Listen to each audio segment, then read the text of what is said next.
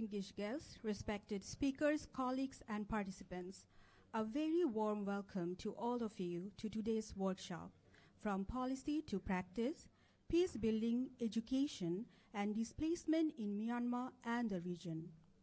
It is truly an honor to have you here with us at Taylor's University. My name is Tasneem, and I will be guiding you through today's session as your MC. This workshop is jointly organized by Taylor's University and the Conflict and Resilience Research Institute, Canada, as part of an ongoing collaboration to deepen research, dialogue, and practice in peacebuilding and education, particularly in conflict-affected and displacement contexts. Today's workshop brings together policymakers, academics, practitioners, and organizations working on the ground. What makes this gathering especially meaningful is its focus on bridging perspectives from high-level policy discussions to the lived realities within communities. The first half of today's program will explore broader regional dynamics, policy consideration, and peace-building frameworks. The second half will shift together grounded experiences focusing on education, displacement, and refugee futures, with the aim of identifying actionable pathways forward. Without further delay, let us begin our program. It is my pleasure to invite Ms. Hema Lechamanan to deliver the opening introduction.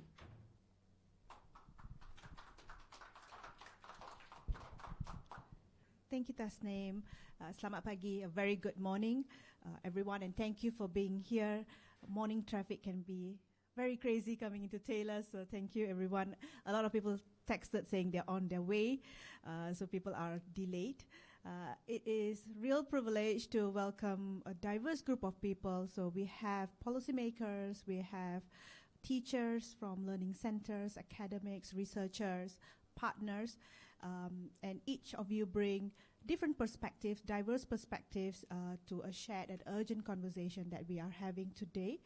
I would like to begin by acknowledging our distinguished guests, especially Yang Berhormat Tuan Wong Chen, Member of Parliament for Subang. Thank you for taking time, sir, to be with us this morning, and your presence signals this important conversation, connecting policy to practice. Today's workshop, From Policy to Practice, Peacebuilding, Education, and Displacement in Myanmar and the region. So we're focusing on not just on the Myanmar, but also the region, and how that affects us, Malaysia. It's not just an academic conversation. We are hoping to have a more of an interactive session, practical session, looking at macro level, policy level, as well as practical on the ground. And that is why we have invited panelists who work both on policy as well as practice. At Taylor's University, much of our work in this space is anchored in our night school project. Since 2022, we have been working with alternative learning centers in Malaysia, where we provide teacher capacity development for teachers of refugees. We have thus far trained close to 100 teachers from over 20 learning centers. What we provide is an elongated program of 6 months training so that teachers have space to come back and receive feedback.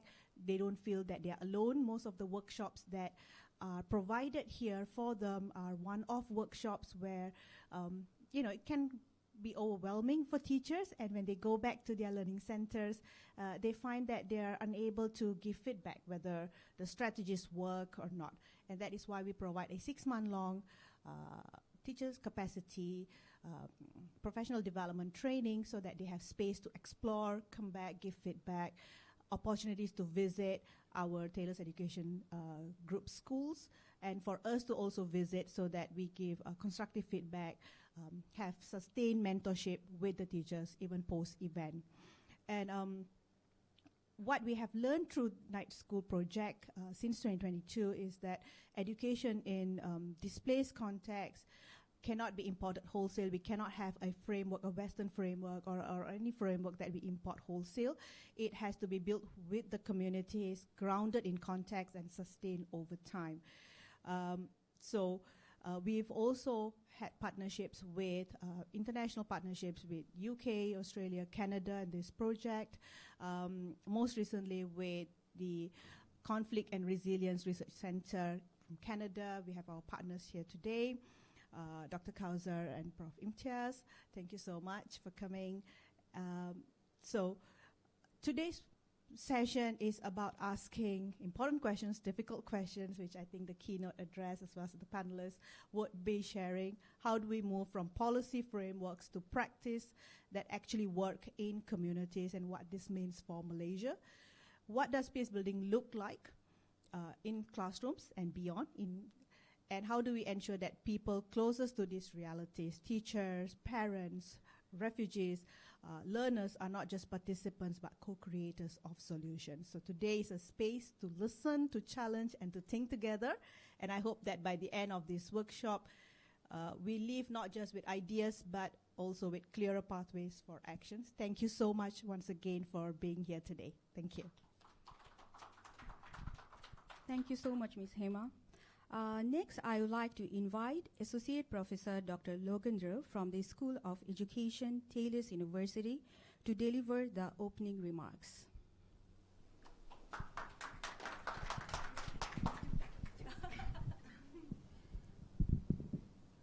Yeah, good morning, everyone. Thanks for coming.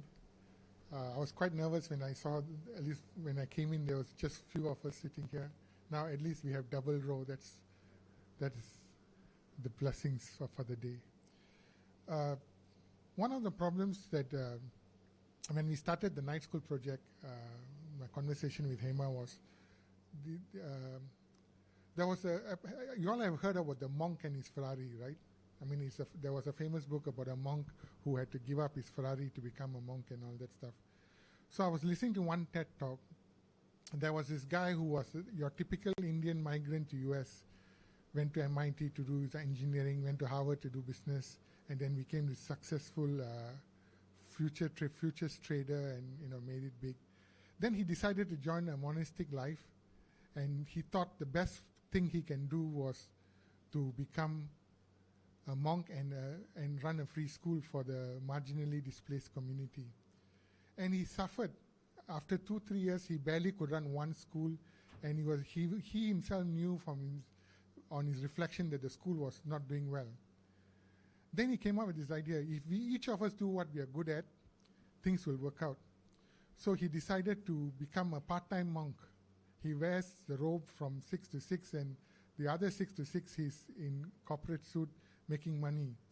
Within a year, he ran 14 schools with professional headmasters, professional teachers, and he was not lost because he knew how to work in the world of finance, and he allowed his profit to be generated and transferred to the world of academia. So I was telling him one of the things that we could do best is, because at that time we were running this project called Bacha Bacha. We was picking up momentum and we were reaching out to many kids. But teaching the kids directly was a challenge because manpower is always an issue. So working with teachers, we can magnify our effort and our understanding. So that's how the genealogy of night school came to be. So one of the challenges that over the years involving in this project and understanding the situation is there is this issue of accessibility and equity. So everybody talks about access, and I think we are getting better at access. In fact, from the Malaysian context, 96-98% of people have access to higher education in one form or another. The refugee community, of course, is a challenge, but there are more and more providers coming in providing access. Then the issue of equity. Do everyone get into the school, then continuously succeed in the school system? And that is always a challenge. But the bridge that connects these two islands of access and equity is curriculum and policy. So that's where the hope, the conversation today, we could improve the crafting out better policies, having more innovative curriculum, so that we can bridge the gap of just opening up your doors to a school and then subsequently going through 12 years of experience and then having students who are successful enough to move on to the next stage of their life is a very crucial part of the whole schooling experience. So my pledge to you today is we want to make sure that through discussion, policy, and most importantly, innovation with technology, because that is a variable that some of us tend to overlook, that the learning experience can be diversified and individualized to a certain extent, to the point where equity is achieved at the end. So with that, I'd like to thank all of you all for coming, especially our new friends from Center for CC. I mean, new friends, so we'll take some time to know the acronym. CRRIC, yeah. Thank you very much, everyone.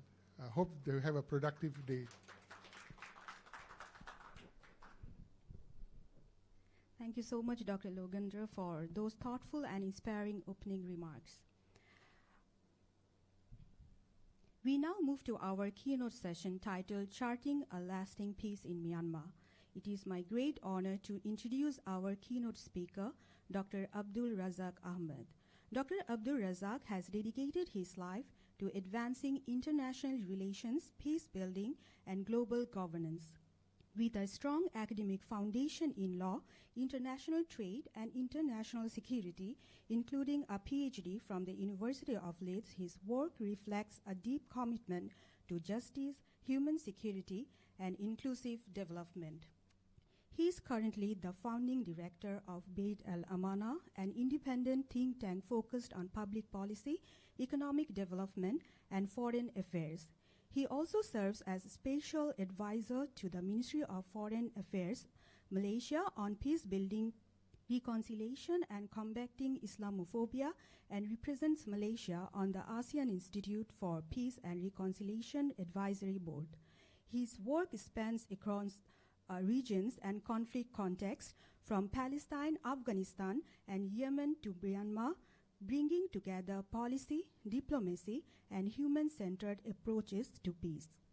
He has also been actively involved in refugee and education initiatives, working alongside organizations such as UNHCR to support vulnerable communities. We are truly privileged to learn from his experience and insights today. Please join me in welcoming Dr. Abdul Razak Ahmed.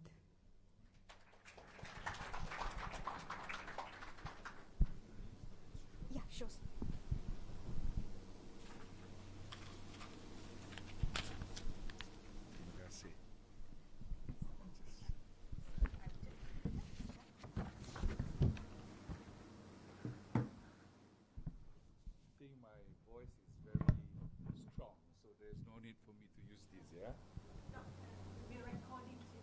Okay.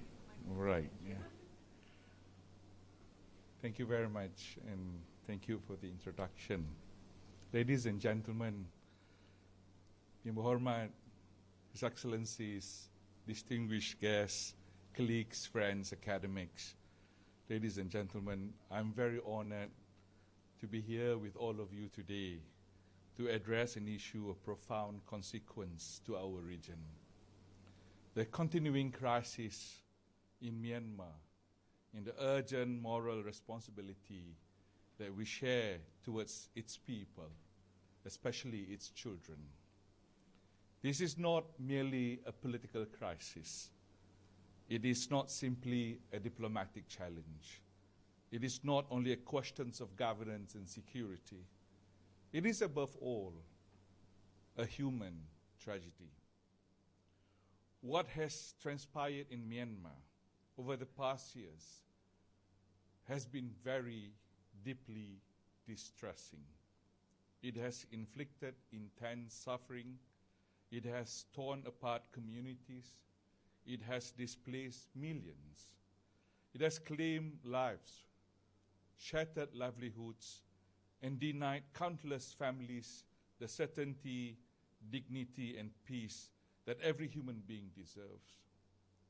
For ASEAN, this crisis has been very deeply sobering. Myanmar is not a distant problem. Myanmar is a member of our regional community. Its pain reverberates across Southeast Asia. Its instability touches our collective peace, our regional credibility, and our common future. The events that have unfolded are not compatible with the principles we uphold: respect for peace, dialogue, coexistence, and stability.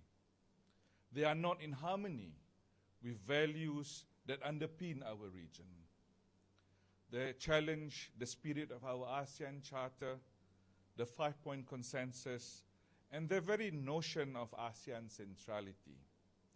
And yet, we must also be candid about ourselves, with ourselves. Myanmar is not a simple crisis. It is far more intricate than many anticipated. It cannot be reduced to slogans. It cannot be resolved through simplistic assumptions. It involves historical grievances, ethnic tensions, armed conflicts, institutional fracture, geopolitical interests, and profound mistrust among many actors. That is why any serious response requires both principle and realism. We must remain steadfast in our support for peace, in our support for human rights, and for an inclusive political future for Myanmar. But we must also recognize that if existing approaches have not yielded sufficient progress, then we must be prepared to think creatively, act pragmatically, and explore new avenues of engagement. Diplomacy must never become stagnant.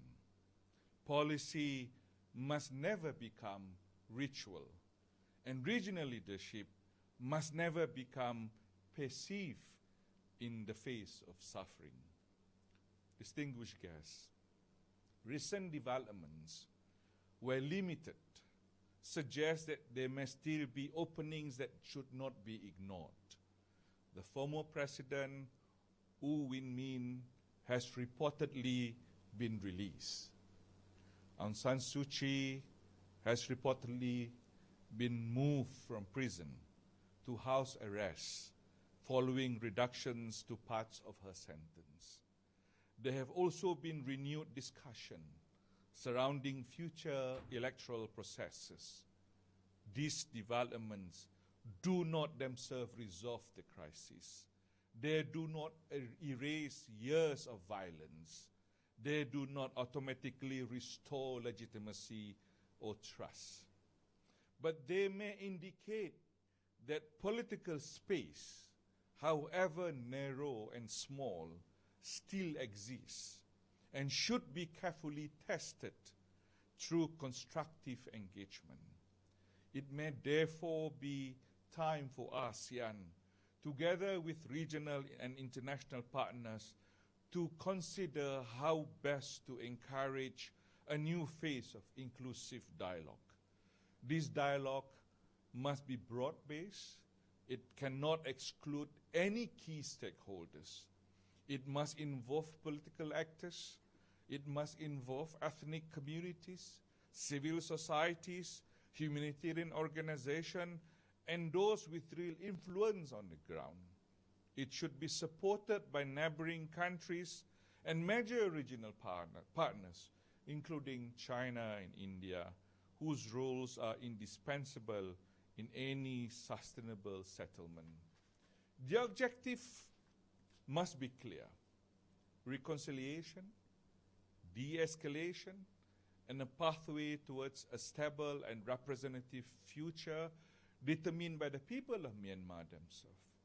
Many in Myanmar have long aspired a democratic federal arrangement that reflects the country's diversity and complex social fabric.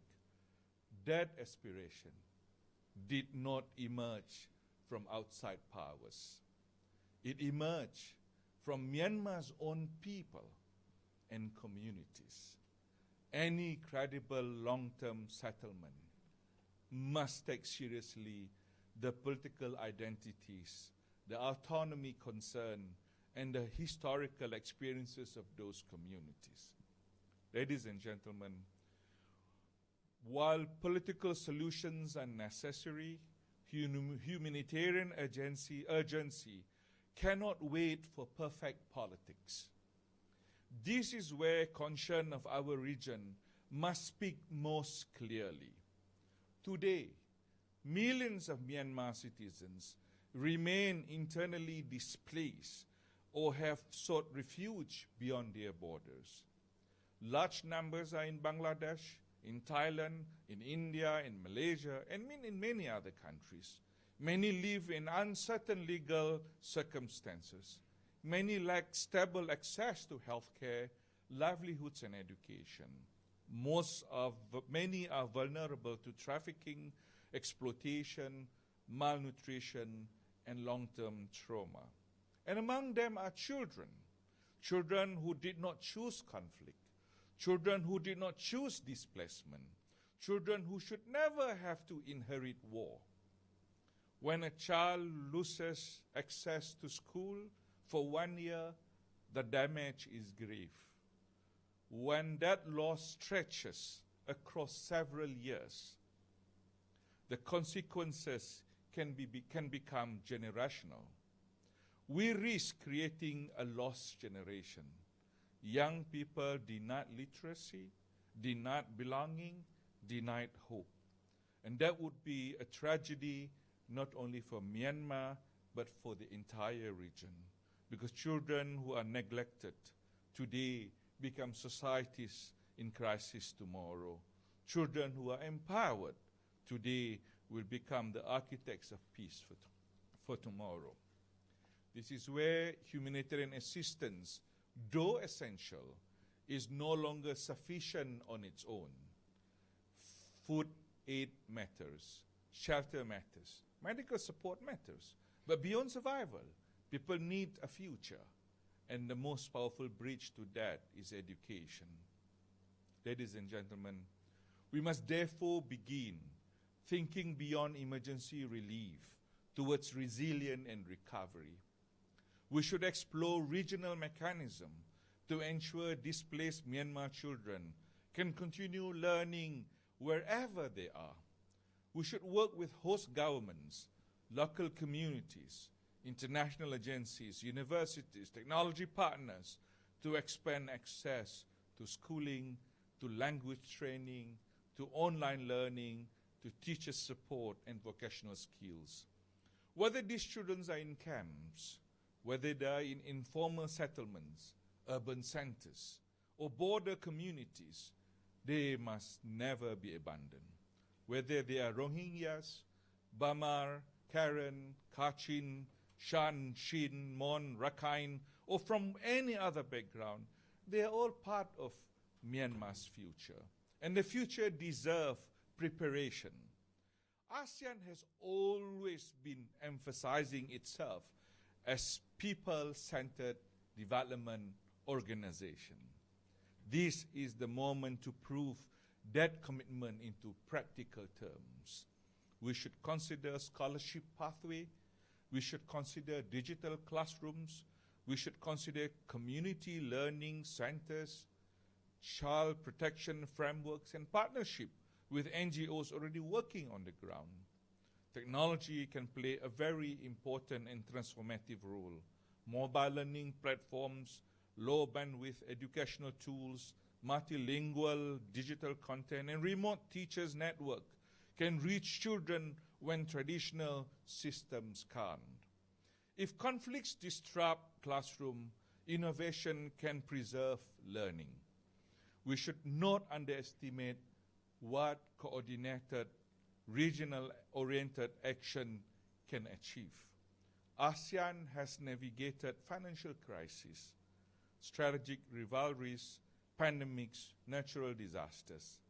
It has succeeded not because it was always loud, but because it remained steady, cooperative, and purposeful. That same spirit is needed now. Ladies and gentlemen, at the same time, responsibility must be shared. Host countries should not carry this burden alone.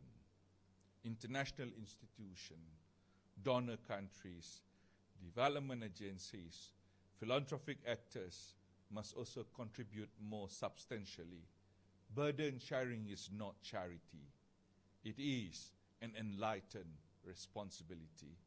For if Myanmar's crisis festers indefinitely, the cause will spread through irregular migration, organized crime, trafficking networks, public health pressures, economic disruptions, and deeper regional insecurity. Helping now is wiser than reacting later. History often judges leaders not only by the crises they inherit, but by the children they refuse to forget during those crises. Myanmar needs peace, reconciliation, and an inclusive political future. But Myanmar's children need something even more immediate. They need safety. They need dignity. They need education. They need hope. Let us therefore act with wisdom, with passion, and with urgency. Let us pursue diplomacy where diplomacy is possible. Let us support humanitarian relief where suffering is greatest. Let us invest in education where futures are most fragile. And let us remember that when we protect the next generation, we do more than solve a crisis. We help build a nation. Thank you very much.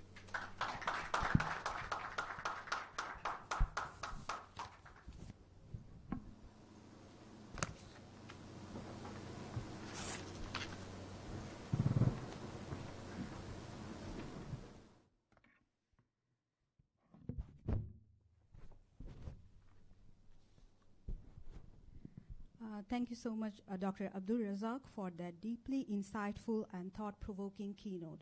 You have set a powerful tone for the discussions ahead. We will now continue with our second keynote speaker, Dr. Kausar Ahmed. Dr. Kausar Ahmed is a Canada-based peace and conflict scholar, educator, and practitioner. He holds a PhD in Peace and Conflict Studies from the University of Manitoba and brings a unique blend of academic and field experience to his work. He previously served in the Bangladesh military, worked as an exchange officer in Turkey, and was deployed as a United Nations Observer Peacekeeper in Western Sahara. He is also the co-founder of the Conflict and Resilience Research Institute Canada, CRRIC. His research focuses on forced displacement, including the Rohingya crisis, countering radicalization through education, genocide prevention, and UN peacekeeping. We are truly honored to have him with us today. Please join me in welcoming Dr. Kausar Ahmed. So I need this one, yeah, just perfect, yes. Okay, great.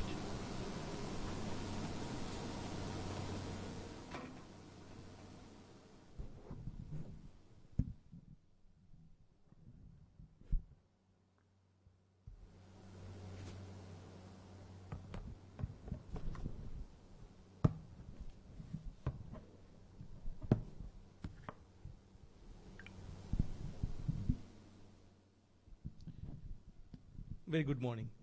And I think it's always safe to be behind a podium so that, do you remember somebody threw a shoe to George Bush Jr. and he ducked?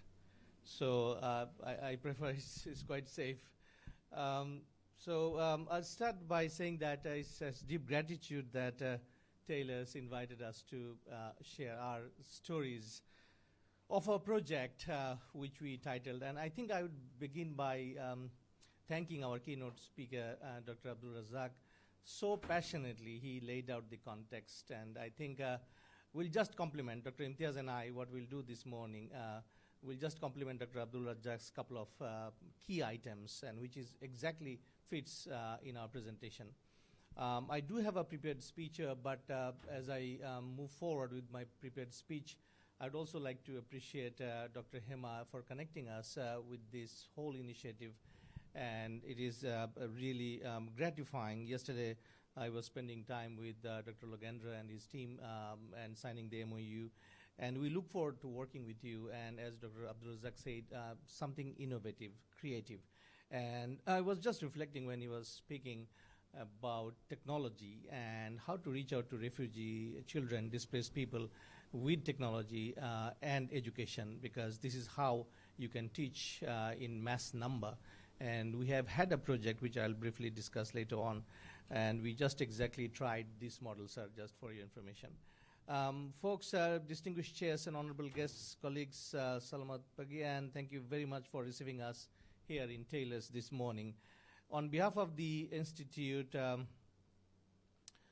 we are very much grateful to have you with us, and our institute and our principal partner here, led by Professor Dr. Imtiaz Ahmed, a renowned scholar in South Asia, and his Center for Alternative. And also we have a partner in our project, Charting a Lasting Peace, is called Southeast Asian Human Rights Network. And we bring greetings from Canada, personally myself and our partners in this project. This Southeast Asia consultation series, moving from Seoul through Bangkok and here to Kuala Lumpur and on to Manila and Jakarta, is actually above all a listening journey. We have come not to lecture but to listen, to test our ideas honestly, and to refine our work through regional expertise. I want to acknowledge what shaped my thinking since last couple of days in Malaysia. We sat with various refugee community representatives here in Kuala Lumpur. They shared their work, their hopes, their fears, and their testimony, and that has reframed today my opening remarks. So let me set aside for a moment the standard policy script that most of you are familiar as a student and practitioner here, and let me speak about what we are really talking about and dealing about. The displacement, as Dr. Razak very eloquently and succinctly put, the numbers are telling, actually. Numbers are telling. And we are all fortunate here, possibly this morning, sitting in the room, because we have never been subjected to such displacement. But if you happen to be in a refugee camp or displaced people's camps, which I have been to on multiple occasions, I served as a peacekeeper in Western Sahara. And again, I think this is a very least known conflict in this part of the world. But anyway, if you Google, there are a lot of information. And when I was deployed in 2001 and 2002, I spent a reasonable amount of time in a refugee camp. It's called in Algeria. It's called Tindouf. And in Tindouf, there is actually a city itself, because these peoples were displaced for decades, since 1974.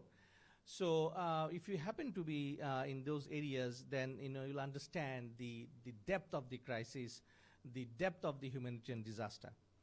So when we say the Myanmar crisis, as Dr. Abdul Razak has nicely put, we sometimes reduce it to one community, one border, and one camp. That framing, however well-intentioned, misses the scale of what has happened. The displaced people from Myanmar are not only one community. There are many. There are Rohingyas, yes. Bangladesh continues to carry the heaviest visible burden, but there are also Chin, and there are also Karen, there are also Karenis, there are Buddhists, and there are Muslims, and there are Hindus. According to UNHCR, what you see on the screen and you continue to see in their websites, we follow their cues in terms of number. But it is more than the stories, as Dr. Abdul Razak nicely said, that it is more than the number. It is about their stories, their misfortune, their pain going through the situation they have been subjected to without their choice. So, as I said, these three things comes to my mind: loss, fear, and hope. And yesterday onward, couple of days onward, we have been seeing and we have been touching base with them, and they spoke of the loss of homeland, of villages destroyed, churches burned, land confiscated. And they spoke about the long history, their culture being decimated. And especially Taylor's particular initiative of getting the children educated is paramount, because children are actually the harbinger and the container of culture for the future. And this is something that we are also deeply interested and going to work on that. But from the Institute, I would also like to share with you that if you go to our website, especially the project website, we have developed 4 models, because again, as a student researcher in this area, you need numbers to back up your evidence and arguments. So if you go through that slide, you will see that we often frame Myanmar crisis as a humanitarian story moving, but sometimes you have to be also understanding that it's not a charity question, it's a regional structural cost. In CRRIC, working with Institute of Economics and Peace methodology, we estimated that the annual cost of violence in Myanmar reached approximately $156 billion in PPP, purchasing power parity terms, in 2024, about 56% of Myanmar's GDP. That places Myanmar among the 3 most expensive conflicts in the world today, measured as a share of national output. The cost is borne first by Myanmar's own people, and that is telling. In Bangkok, we have met with a group of Myanmar young youth, and they were just the epitome of this pain and displacement. And the cost, as I said, that it doesn't stop at Myanmar's borders. It doesn't. Bangladesh hosts 1 million plus Rohingyas, and with the public services, host community, wages, forest, and security all under pressure. Malaysia has registered more than 190,000 refugees, and it is just below Bangladesh in terms of hosting displaced people. And I think there are equally great number of unregistered people living in Malaysia. And Thailand has hosted communities since, I think, 1984, especially the Mysot camps, if you are aware. It is actually a city now. There is a financial dimension that demands attention as well. Myanmar is now the world's single largest source of heavy rare earth oxides, the materials in electric vehicles, wind turbines, defense systems. And we have a model. I'm not using those models here in order to escape the boring part, but it is interactive. You can move the sliders and check how it goes. But I would like to be precise about one point here. The cost of not resolving this conflict, which is the primary aim of these 4 economic models, is rising faster than the cost of resolving it would be. The CRRIC, Sweden-based organization, reported a 66% year-on-year increase in Myanmar's military expenditure in 2024, the highest rate of increase in Asia and Oceania. Every year of delay raises the bill. So this is something, as I said, that I won't ask you to take these figures that I'm showing on faith, but our team has built a public Myanmar crisis dashboard. You can see all these models, and I'll skip these models because I think you have a fair bit of idea if you browse, but not by chance today. So let's skip to the project that we are talking about. Our project, Charting a Lasting Peace to Myanmar, Ending Myanmar's Decades-Long Civil War, is supported generously by Global Affairs Canada. And in this point, let me also share with you that our Prime Minister, CRRIC, made a very important and significant lecture in Davos, where he mentioned about middle power, and he mentioned about the rupture. He mentioned about the alliances that middle power should be built. And that is really profound and resonated with many working in the area of peace building and conflict resolution. The continuous redundancy of the major powers in resolving global armed conflict really push us to this idea that we really should have new alliances built on the principles, new alliances built on the rules of law, new alliances built on the ideals of humanitarian activism. And this is something I borrow from our Prime Minister's speech, and it is available again there. This project has 2 phases. And in phase 1, we did comprehensive study with the help of Dr. Imtiaz. We prepared a concept note, and then we started touring. And this is our last part. We are touring the ASEAN region to get your ideas, like this morning today. And then we are going to wrap up this project in Ottawa somewhere in October. And let's get back to the, to the idea that why repatriation must remain central. This is a very critical dialogue. We have heard from many since 21st of April in our tour that, look, there is a problem and we have to really talk about whether repatriation is possible. So here are our arguments. In refugee policy, we talk about 3 durable solutions: resettlement, local integration, and voluntary repatriation. Each has value. Resettlement saves lives, especially for the most vulnerable. Local inclusion reduces suffering while people are displaced. We should not dismiss either of them. But for the scale of this crisis, we must be honest as well. Third country resettlement cannot absorb several million people.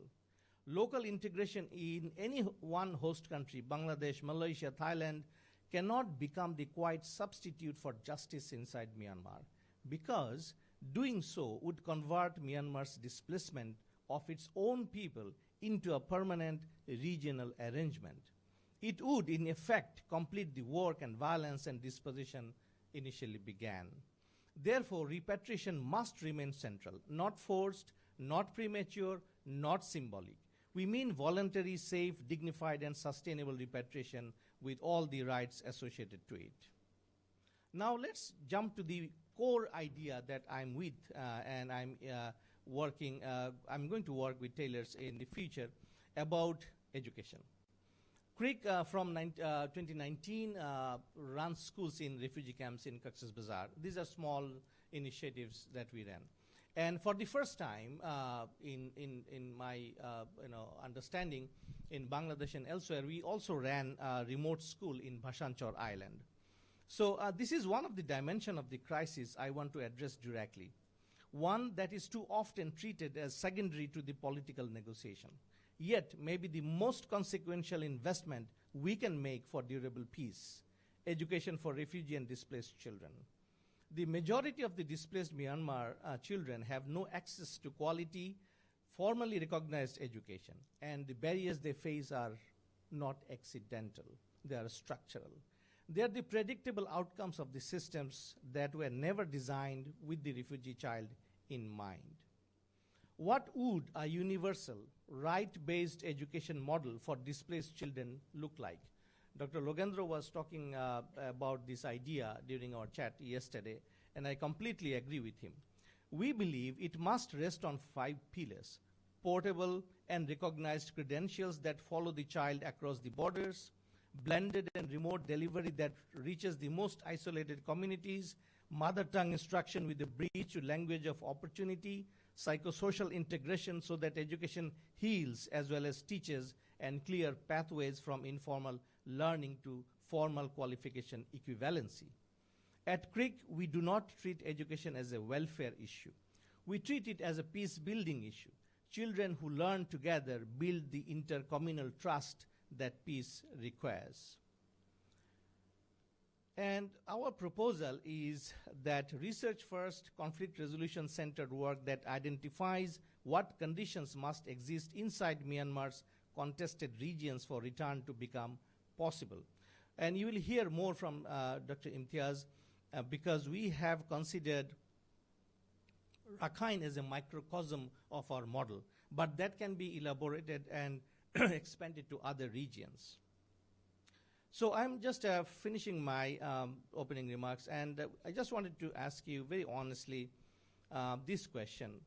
As researchers, practitioners, civil society, and friends of the region, what do you think? You have heard about ASEAN's 5-point consensus. You have heard about bilateral, trilateral, multilateral sanctions regimes and ICC, ICJ case.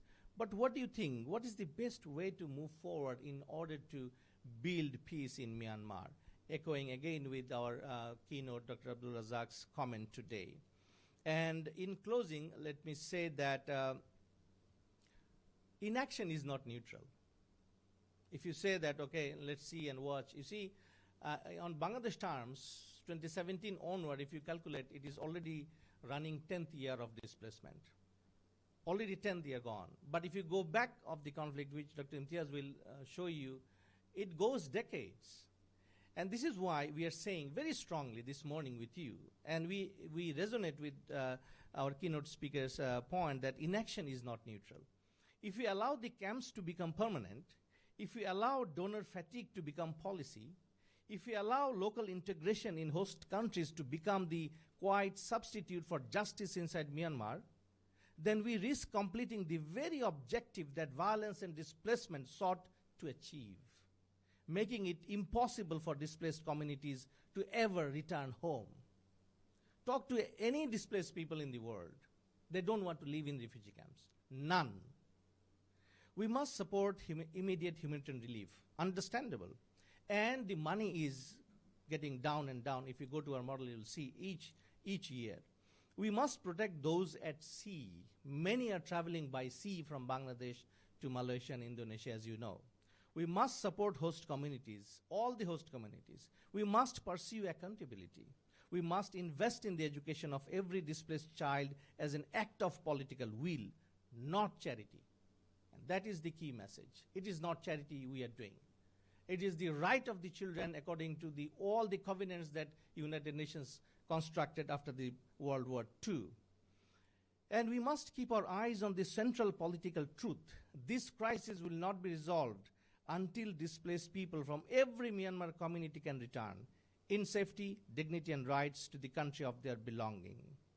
This is not a slogan. It is not a political responsibility. It is a political responsibility. It is a moral obligation. And if we join hands together, it can become a pathway. Thank you very much for listening to me.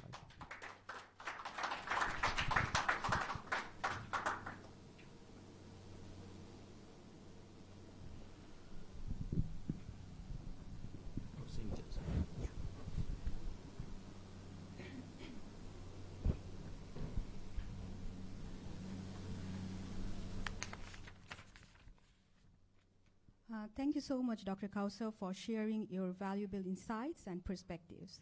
Together, both keynote addresses have given us a powerful foundation for the discussions ahead. Just give me 1 minute.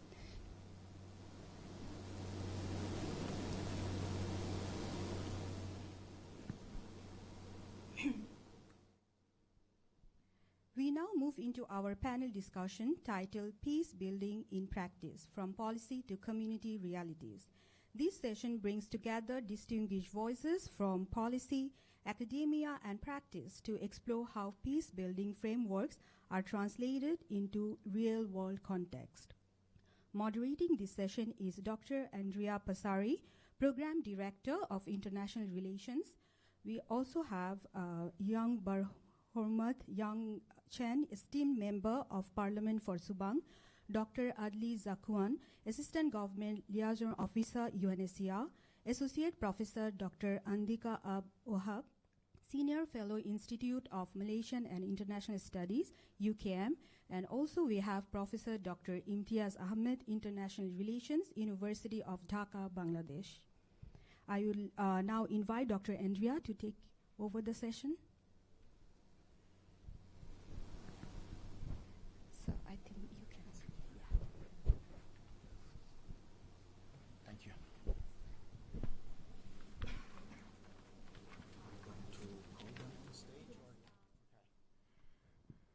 Good morning, everyone, and welcome to our panel on peace building in practice, from policy to community realities. My name is Andrea Passari. I am the program director for the Bachelor of Social Science in International Relations here at Taylor's. And my research actually focuses on the foreign policy and conflict dynamics in Southeast Asia, particularly on Myanmar. I've been working on Myanmar for most of my academic life, 15 years and counting. I also recently published a book on Myanmar's post-coup foreign policy for Routledge, so it's actually a great pleasure for me to be part of this discussion and to be the moderator for today's panel. Before we dive into the topic of today's discussion, I would like to thank the organizer, Dr. Emma from the School of Education, for bringing this important conversation together. As you probably know by now, this workshop is jointly organized by Taylor's University and the Conflict and Resilience Research Institute Canada, CRRIC, and this is part of an ongoing collaboration to advance research, dialogue, and practice in peace building and education in conflict-affected areas. I would also like to thank and commend the very inspiring remarks from our two keynote speakers, Dr. Abdul Razak from Bait al-Amana. As those of you who are involved in Myanmar and Southeast Asian politics probably know, Bait al-Amana has been doing an incredibly valuable work on Myanmar in, raising public awareness on this crisis, which unfortunately is often overlooked, neglected, ignored crisis, as well as Dr. Kauser Ahmed for his very insightful remarks that will certainly set the stage for engaging conversation during our panel. We have 1 hour for our panel discussion, and what I would like to do is actually to structure our conversation around 3 main blocks. First, we will look at how the issue of displacement and peace building is evolving, and in particular, we will try to make sense of this shift from temporary to more prolonged forms of displacement. Second, we will focus on the political dimension of peace building and displacement, including questions of sovereignty, non-interference, and the constraints that shape what states and organizations can actually do and achieve. And third, we will turn to the gap, which is increasingly apparent between policy and reality, and what this means for the communities on the ground. For each of these 3 blocks, I will invite reflections and insights from our panelists. I will ask you to keep your initial remarks relatively concise, ideally within few minutes, so that we can maintain as much as possible an interactive discussion and allow for the exchange across different perspectives. So without further ado, let me briefly introduce once again our distinguished panelists. We have YB Wang Chen, Member of Parliament for Subang. Thank you for joining us. Mr. Adli Zakwan Zairakitnaini, Assistant Government Liaison Officer at the United Nations High Commissioner for Refugee, UNHCR. Associate Professor Andika Wahab, Senior Fellow at the Institute of Malaysian and International Studies, University Kebangsaan Malaysia, UKM, as well as a long friend of not just Taylor's, but the international program as well, Prof. Imtiaz Ahmed, Professor of International Relations at the University of Dhaka, Bangladesh. It's great to see you back at Lakeside Campus. So as you can see, today's lineup is quite diverse and comprises different forms of expertise related to the issue of peace building, from academia to policy making, international institutions. So perhaps what we can do is we can kickstart our discussion by inviting each of our panelists to briefly introduce their work and reflect on how it connects to displacement and peace building. I will ask you to keep these to about a couple of minutes each so that we can move quickly into the discussion. And we can probably start from Prof. Imtiaz, then Prof. Andika, Mr. Adli, and then YB Wang Chen.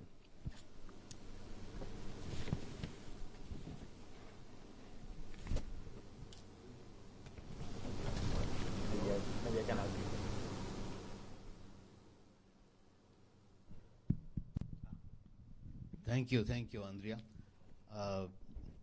Dr. Abdul-Razak, friends, I'm an old haggard in Taylor's University because I think I still have a post, Andrea, isn't it? You do. Okay, right. Now, let me go straight to the plan. Dr. Kausar did mention, I could have used the PowerPoint, but given the setup, this is fine. What has happened, and let my entry point be the Rohingya, then it's easy. And then, of course, you can bring other cases as well when it comes to the issue of Myanmar peace building. Now, there are already 5 approaches with the Rohingya issue, trying to resolve the Rohingya issue. The first approach is a bilateral approach, where Bangladesh and Myanmar sat together and had an agreement way back in 2017. They also had a memorandum of arrangement, and then they had series of meetings, but the bilateral approach up until now has not worked. That's pathway 1. The second pathway is multilateral. The UNHCR got involved, also had an agreement with Bangladesh, Myanmar, and UNHCR regarding repatriation, but that also has not worked. It got stalled. The third pathway is a tripartite pathway where China volunteered to be part of this issue, of this crisis, and there's an agreement between China, Bangladesh, and Myanmar. That also, after a series of meetings, there was an issue of a pilot project, but somehow that also has not worked. Then you have the pathway the fourth pathway is accountability. Interestingly, accountability had some interesting developments and made some headway. There have been accountability at ICJ, ICC, and also in the Argentinian court. ICJ had two judgments already. Unanimously, they came to some conclusions. One conclusion is that it seems to be there is a genocidal intent, so they need to go further. But more importantly, Rohingyas got recognition in both these judgments. And they got it unanimously, and that was quite remarkable. I myself was present in The Hague when Aung San Suu Kyi was also putting her case. And when the verdict came out later, I could see the Rohingyas, they were thrilled because for the first time, a world body gave them the recognition.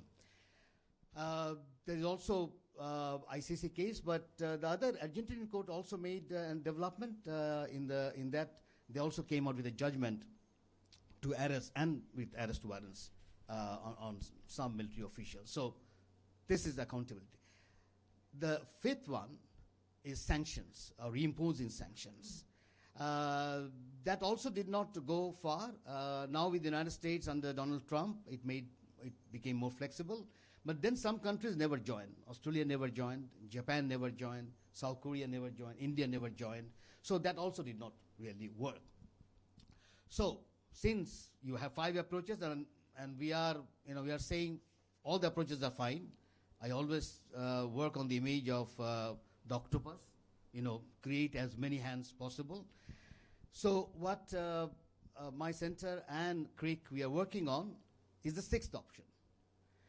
Keep in mind that the 5 approaches are all sticks. But in diplomacy or in IR, you need carrot and stick. You can't only have sticks. You need to have carrot. So this is the carrot that we are building. And we are calling it Rakhine Reconstruction Plan. And this is mainly economic incentives. It's a win-win situation, but it also has 5 stages. And these 5 stages are critical. The first stage, Kausar already spoke a little bit of it, is the concept note. We started with the concept note last September in Winnipeg, in Canada. We presented it in front of policymakers, the Canadian policymakers. We had Bob Rae. We also had the former Malaysian Foreign Minister, Tan Sri Anwar also spoke. He could not go, but he spoke online. we had policymakers from the United States, person who was involved in the Burma Act and also in the Rohingya Act. Steve Ross was also, so there were a good number of policymakers. So there we flagged our, this reconstruction plan, the idea. Now, this plan went through series of versions because after Canada, we came to Bangladesh. And in Bangladesh, we had around 12 stakeholders meeting with researchers, with politicians, with security officials, also Rohingyas. And after, all these meetings, and it went through version after version. So the version that we have now is the 10th version, literally. And this 10th version, we are now taking it to the region. And so we started from South Korea, then Thailand, and now Malaysia. And next we move to Philippines, and then we go and wind it up in Jakarta. And then the idea is to finish this first part, the concept note part, in October in Ottawa. Now, the second phase is the critical one, and this is where Taylor's University can join. When Kausar, briefed me up about this whole development with Taylor's University, I said, wonderful. I didn't tell him that I am part of Taylor's University. I kept it secret. So I said, okay, good that you are working. This is critical. This is where research, and this is where we are looking for universities, think tanks, centers who wants to join in the research, because this is fundamental. Without phase 2, you can't go to phase 3, phase 4, and phase 5. And the phase 2 is critical because, the international community is already investing in capacity building in the camps. But the capacity building has not been thought throughout, where will this end? So when we, sat down with the Rohingyas, they also said, yes, we are getting the capacity, but what do we do with the capacity? And Bangladesh government is also hesitant about this capacity building because Bangladesh government thinks that this is one way the international community is saying you stay in Bangladesh for good. So Bangladesh government is also hesitant. The way we are looking at it, that you need to link the capacity building with the Rakhine reconstruction plan or Rakhine stabilization plan, something of that kind. You need to link that. So, for example, if you need the plan, if it has hospitals, you need this many nurses, you start the capacity building with the nurses. If you need in agriculture to produce this crop, you start with the capacity building on the agriculture. So what we did was to identify 6 areas, agriculture, education, energy, health, infrastructure, manufacturing. Because I remember in one meeting with the Rohingyas, I was telling them, do you want to go back? And they all want to go back. Okay? And then I said, okay, you want to go back, but have you thought about the health policy? Do you have a health policy? Do you, have you thought the day after the repatriation is done, the next early morning you have a headache, where will you get the paracetamol? Have you thought about that? Where will the medicine come from? Where will the doctors come from? They said, no, sir, we haven't thought about that. I said, okay, you want to go back? What about education? Have you thought about the curriculum? Do you know what would be the history curriculum? Have you thought about the history curriculum? I said, no, sir. What about the whiteboard and the blackboards? Have you thought about that? How many boards you will need? How many teachers will need? No, sir. And then I had to tell my own experience back in 71. In 71, I was just a class 9 student. I left my parents. I did not tell them. I went to India. On the first day, I literally slept on the pavement. And I said, look, even as a class 9 student, back in 71, we used to spend hours to think what would be our education policy, how history will be rewritten, who will be the heroes and, heroines. So you need to work. Somebody has to work on that. Otherwise, you can't wait, So the point here is you take, education, agriculture, manufacturing, then also we had energy. All these 6 areas were identified after having all these meetings with the stakeholders. Now the cue has been taken from Marshall Plan. The people said, how will this work? How can you say an economic incentive, a carrot will stop? I said, look, there are historical, evidence, and Marshall Plan is a good one. And people will say, no, let peace come and then we'll do it. It doesn't work that way. George Marshall, and I have to give him credit, he started his work almost 2 to 3 years, almost 2 years definitely before the war ended. And he spoke at Harvard 4 months before the war officially ended in Europe. And possibly that's the reason he got the Nobel Prize in 1956 or something. But more importantly, I always, tell my students that even Truman did not take the risk. Because when George Marshall flagged this idea of helping the Germans and the Japanese, people were horrified. How can you do that? Because this is the first time in history where a victorious power agreed to help a defeated power. It has never happened in history. Because the earlier one was reparations. And we have seen what reparations did, with you have Hitler and Mussolini. So here, you have George Marshall saying, no, we can't do the same thing again. So that's one. Then in different stakeholder meetings said, okay, but that's Cold War, that was way back. Do you have more recent? Take BRI, for example. Look at some of the details. I don't want to go into the politics of BRI. I'm going to see, particularly in Africa, they have gone through conflicting areas. Some of the infrastructure were built by bringing the conflicting parties and said, look, we want to build this highway. Do you agree? And they agreed. So even if you take Pakistan, for example, conflicting regions, they agreed. So now this is not, copying of Marshall Plan or BRI. It's different.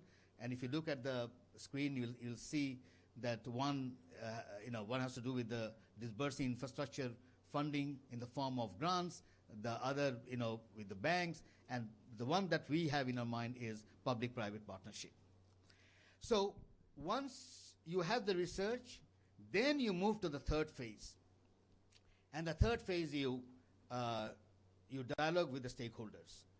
The countries, the institutions who want to invest, who wants to build a hospital, who wants to build agriculture, etc., something like that. And once you finish or halfway down that, you move to the fourth phase, dialoguing with Tamado and the Arakan army, because you already have honey in your pocket, and you can say, look, we have this honey, we have 20 billion in our hand, whatever you are doing is only 3 billion, whether it's narco trade or something, we have a 20 billion package, let's sit down and let's solve the problem. And once you finish with Tamado and ethnic armed organization, the dialoguing, and finally you end up with a summit. The summit summit should come at the end, not in the beginning. So it's well thought out at least that is what we are trying to claim. And what we need to do is foster multi-track diplomacy. Now, we want to keep it at track 2, because the research is fundamental.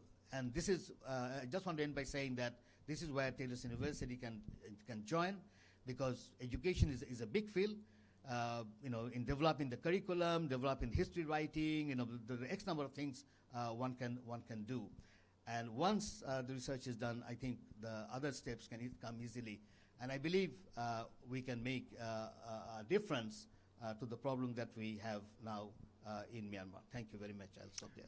Thank you, Prof, for providing already so much food for thought with regards to how we can improve the situation in Myanmar.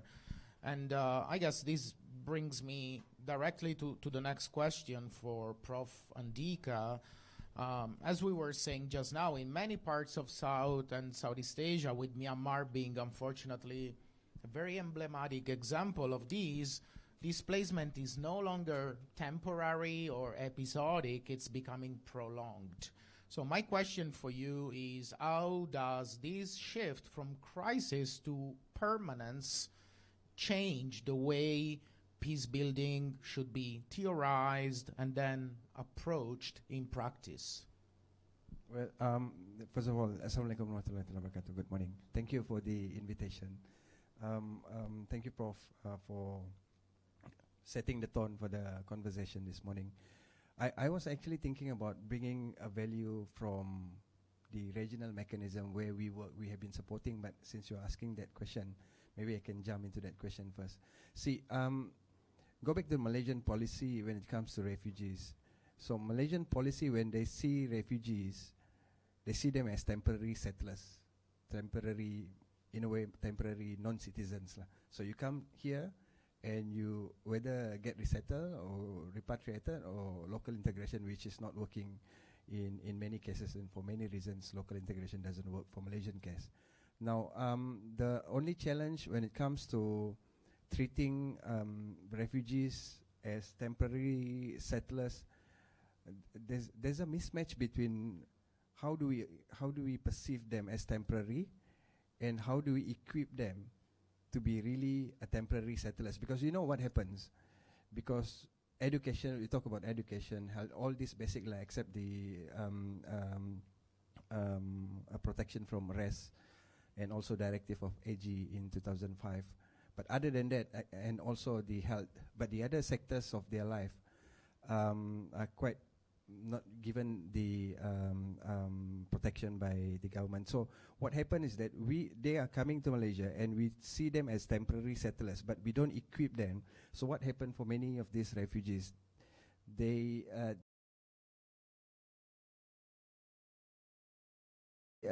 resettlement rate is very low. So that's one, and of course local integration is one the other issue lah. But so I think there's a mismatch between how do we see them and how do we expect them to leave the country. So that's what happened with the protected refugee situation, especially for second and third generation of refugee populations. So I'll just wanna, because I was invited this through Edmund, through Mr. Bond. So I think it's give fair to AICHA, because I think that's also one of the role of AICHA. AICHA stands for ASEAN Intergovernmental Commission on Human Rights. So it's one of the regional mechanisms that we have within the region. So they talk about Rohingya, they talk about refugees.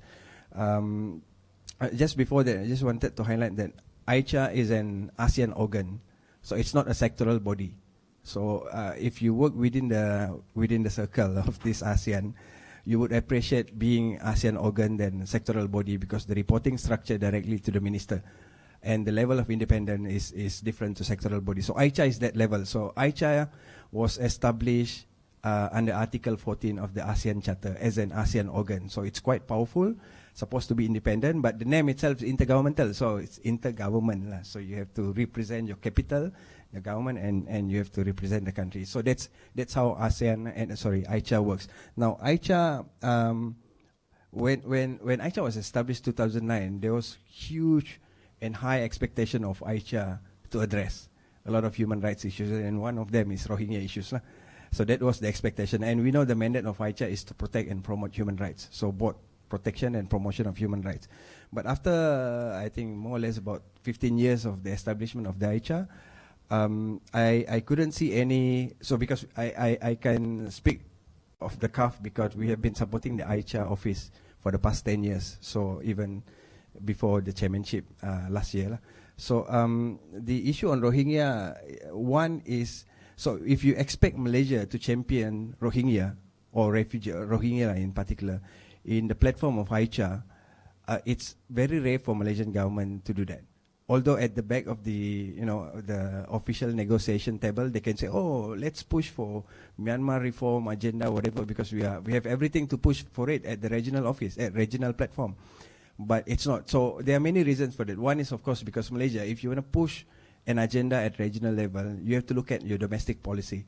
So even at domestic policy, we're not even giving them an education. And now you want to go to regional platform and talk about being a champion, right? So it's so less confident of talking about Rohingya and refugees at the platform. Number two is because when you combine refugees and Rohingya together, and you bring it to the formal discussion, I'm sure not even in the agenda will be approved by the delegates, the delegation. So I echo what was mentioned by Dr. Razak of seeking alternative and seeking avenues for dialogue and being a creative diplomat. I think Edmund has been one of a very creative diplomat. I mean, diplomat in a way, because he is the representative of the AICHA. So he still bring the issue of Rohingya into the table, but in different forms. So AICHA, there are many platforms actually. I just want to use this platform to raise awareness as well at the same time.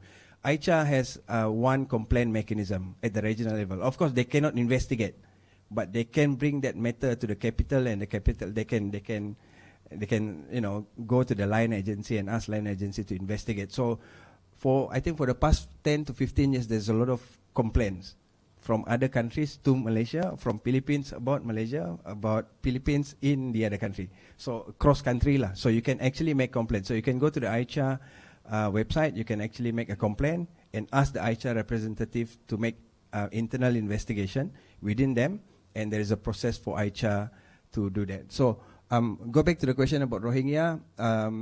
It hasn't been there formally, but if you remember 2015 and 2016, there was Andaman issue. So they don't call it as a refugee crisis or Rohingya crisis, because Rohingya is quite taboo for many of the Rohingya diplomats. So they don't use that. So they use people smuggling of migrants in the Andaman Sea. But that's under the Sydney Official Meeting on Transnational Organized SOMTC. So AICHA is there. Platform never been fully utilized by the actors, including civil society organization. I think there is hope. I think there's a lot of conversation about strengthening more on the protection mandate, making it more independent, making it more, having more teeth, basically, to investigate matters. So I think AICHA can offer that platform as long as we got the right candidate as the AICHA reps in the regional platform. I think Rohingya issue and the other refugee protected issues can be discussed at the regional platform.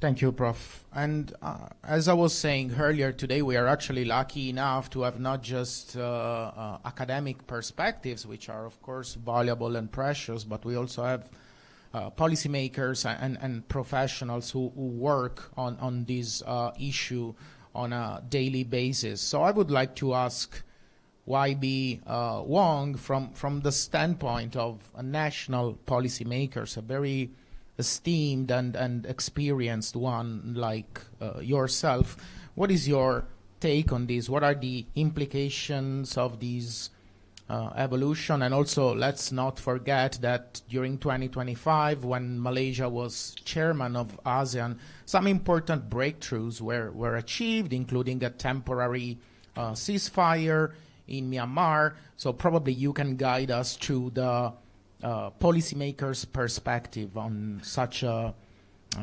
long-lasting crisis. Okay, thank you so much. But brief introduction. I've been the member of parliament here for a long time. This is my third term. But I'm also the chairman of the International Relations and International Trade Committee in parliament. So this is definitely under my purview. The issue on Myanmar has been going along since the Rohingya crisis. I still remember, because I represent Malaysian Parliament in AIPA on a regular basis. So one time they were in Malaysia and I hosted that NLD before they were all arrested and put in jail. So even that back then when Aung San Suu Kyi started this or looked at it and didn't do anything regarding the junta's activity, it's been a very complicated process. Of course, as parliamentarians, we have a duty to look into our national policy first, and that relates back to the issue of foreign policy. And in Malaysia, no bigger issue than the Rohingya crisis, of course, because we took in quite a lot of Rohingyas. Numbers are still uncertain. Actually, we had a hearing last year, 2 hearings on the particular issue. What we're seeing emerging in Malaysia at the moment is the government itself taking a more hardline stance on the Rohingyas themselves, and not just the other Myanmar refugees in KL. So we're getting a picture around 600,000 are settled in Malaysia. This is way above the official 200,000. And it's been going on for decades. And they are now a political force, because I think a lot of them were given citizenship, ICs and all that. Still, when we ask MKN, we ask MOF, these numbers, they won't commit to anything real, but we suspect that this is the issue. And unfortunately, the Rohingya community in Malaysia have become very Islamist over time, over the last 20 years, and they're voting for the opposition. So suddenly it's become a political crisis in Malaysia. So there is a need to end the war in Myanmar and to ensure that they can go back to the Rakhine State. But I was in Bangladesh end of the year. I also an MP for, well, I'm a member of the ASEAN Parliamentarians for Human Rights. That's a human rights body. It's nothing to do with ASEAN. But I was in Bangladesh, Cox's Bazar, and I met the chief advisor, Yunus, twice. Once when he was in KL, and once I went there. And Tauhid Hussein. Yeah, Tauhid and I are friends. You know, we talk a lot on this issue. Essentially, we have the same problem as Bangladesh. We need to make sure at one stage the Rohingyas can go back to the Rakhine State. And for that, I explored the idea with Chief Advisor Yunus that the most important thing is they are lacking political leadership. They had a Rohingya leader that somebody assassinated 2 years ago.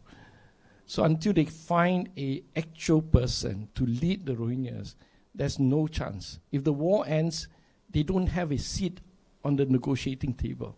So for us, the Malaysian priority should be to try to recognize, to find this leader, recognize it, but first Bangladesh could recognize, and then we promise your government that we will recognize the same person.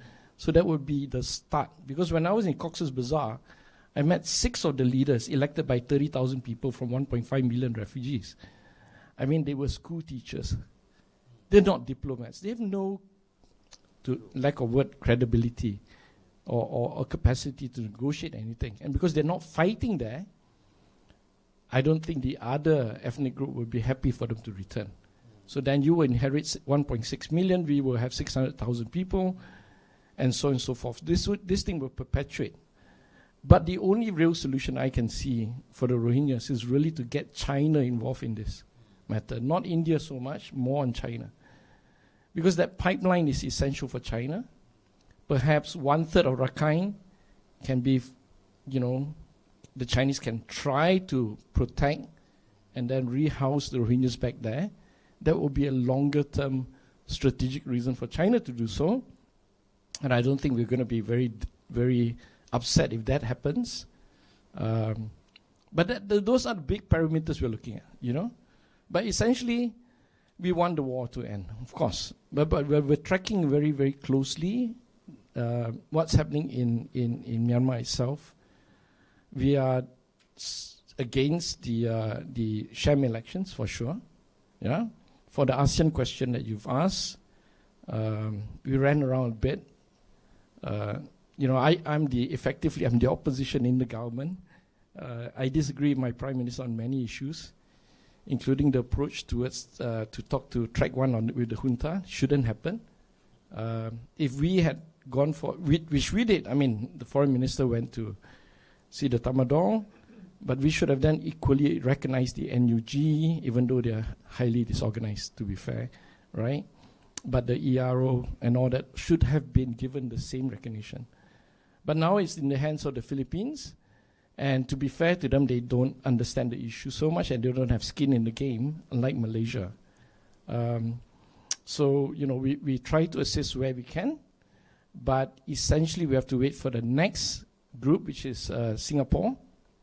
I think in Singapore we can do a lot more because primarily the war, I'm not accusing Singapore government or anything, but primarily the war is driven by finance, right? By money. It's the Thai banks, and to some extent the Singapore banks are involved. If you stop the flow of money, you stop the war. So maybe another focus for us to go to try on the diplomatic front to try to push for a solution on that front. But other than that, Professor Imtiaz, right? Yeah, the other things are super important, of course. All those plans to rebuild, to get the companies involved and all that, we totally agree. But that's broadly how we're approaching this as the Select Committee on International Relations, International Trade on the Myanmar issue. Thank you. Thank you, YB. I totally agree with you on the role and the influence that China can play on this crisis. I think we all heard in the last few hours that the Chinese foreign minister who was visiting Myanmar over the course of the last few days was actually able to meet with Aung San Suu Kyi. The last foreign dignitary who was able to do so was the then Thai Prime Minister in late 2023. And following this visit, we also learned that Aung San Suu Kyi has been moved to house arrest. So this is, I guess, goes to show how strong China's influence is inside Myanmar. And I also completely agree with you that this mechanism of ASEAN rotating appointments for the special envoy to Myanmar, which is one of the key pillars of the 5-point consensus, has effectively undermined much of the efforts that have been put, because at the end of each year we go back to square one, and a new country, a new chairman has to start essentially from scratch instead of building momentum based on what was done during the previous chairmanship. Moving to Mr. Adli, from the perspective of UNHCR, how, in your opinion, does this change, like this evolution from temporary displacement to a permanent chronic condition, as in the case of Rohingyas, change the way interventions are designed and then implemented? Right, thank you so much. I will start by explaining a bit about what I do at UNHCR. So I'm the Assistant Government Liaison Officer, particularly engaging with state government, local government, and religious councils, authorities, and all that. And this is under the unit of policy and advocacy, and because the approach that we are doing is, of course, taking into the spirit of understanding that they have been here for a long time. Of course, federal government has taken steps to registration, finding ways in how they could do better when it comes to addressing the issue. But from UNHCR perspective, it requires more than just a federal government intervention. What we are looking at of empowering state government, especially local government, understanding that they too have a role to play. And most of the challenges, because more of the challenges that faced by governments or citizens, especially at the local government level, we talk about hygiene, we talk about cleanliness, we talk about health, everything is go back to where they stay, where they live, their neighbors and all that. And hence why, when it comes to creating a national asylum system, it cannot solely base only on registration. Registration of the refugees is basically the first step, but it has to be beyond than that. And hence why we are talking about peace building in our own words, right? If you ask the Rohingya what is peace, they will say Malaysia is peace, despite of all the kind of challenges that they face in the country, right? Extortion, enforcement, everything. But they say they are at peace. But if you ask the local what is peace, especially for those who live with the refugees community, they will say peace is where I don't have migrants or refugees or Rohingyas living in my constituency. So this is the challenge of us at UNHCR, of understanding on how we could actually create an ecosystem where both community will understand and the importance of peace, of living harmoniously. And that's why even if you ask the local, they will use the word of disturbance of peace, right? For them, having the existence alone is disturbance of peace. And the reason why Dr. Andika mentioned about local integration doesn't work, because that word itself is a taboo from the government, from the locals, and there's always this paradox or just opposition, right? From the community, for example, like they dislike the refugee who doesn't live in accordance to our laws and customs. But at the same time, they don't want these refugees to live in accordance to their customs. For example, they are not happy of having refugees to pray in their mosque, right? Because they have a different mazhab, they have a different ways of life, they have a different ways of performing some rituals. And I could take this particular example of Korban, right? For Malaysians, Muslims, mazhab Shafi'i, Korban is recommended, highly recommended for you to do. But for the Rohingyas, in particular the Muslims, and the reason why we will be talking about Rohingyas, because there are 60% of them out of the 218,000 registered, about more than 50% of them, or basically 60% of them are Rohingyas. So the Rohingyas, they are Hanafi mazhabs. From the Hanafi mazhabs, Korban, or slaughter of the cow, is basically mandatory, it's wajib. So there's a different ways on how, and when we ask them, why don't you want to do Korban in accordance to Malaysian custom? One of the answers they will give is that our Malaysian cows are small. For them, Korban has to be the greatest contribution to God. So it has to be the best of the best. It has to be big cow and everything. They will find the ways on how to do it. And there's also different kind of practice, right? For example, for us, Malaysian Muslims, you pay the mosque or you pay those who organize the korban, they will do on your behalf. But for the Rohingyas, they have this practice of making sure that the cow is clean. You have to use the best shampoo. You have to give them the best food. And hence why you will see some of these animals that they were about to slaughter, you will see them in flats and apartments. They will tie at traffic lights. They will tie anywhere that they can see, because from their customs, they need to making sure that the cows is best, is taken care in the best condition, because this is his gift to God, right? Korban. So that's alone create a lot of misunderstanding. And how UNHCR plays this role is making sure that we can see this community to be connected, of understanding where they're coming from, and understanding or managing expectation of what we can resolve. And in one specific practice that we do is that we work together closely with local council of Ampang Jaya, where we bring in developer who have a piece of land. In 2023, we decided that Ampang Jaya will control all korban conducted by refugees. Instead of prohibiting them or stopping them or even fining them for conducting korban, Ampang Jaya local council have started allowing them, making sure that anyone who wanted to do korban register with Ampang Jaya, where there will be a minimal amount of fee. With this fee includes the place where you can slaughter, include cleaning, it include the licensing for veterinary department, it includes protection, security, there's guards taking care of the place and everything with a minimal amount of funding, of fee. And it has been successful. For many years, communities has been complaining about how refugees, in particular Rohingyas, conducted korban. But in 2023, at least according to the president of Ampang Jaya, according to the Ahli Majlis, local councillor, 0 complaint received in 2023. And that has continued since then, right? To show two things, right? That the refugees, they are willing to comply if you give them opportunity to comply.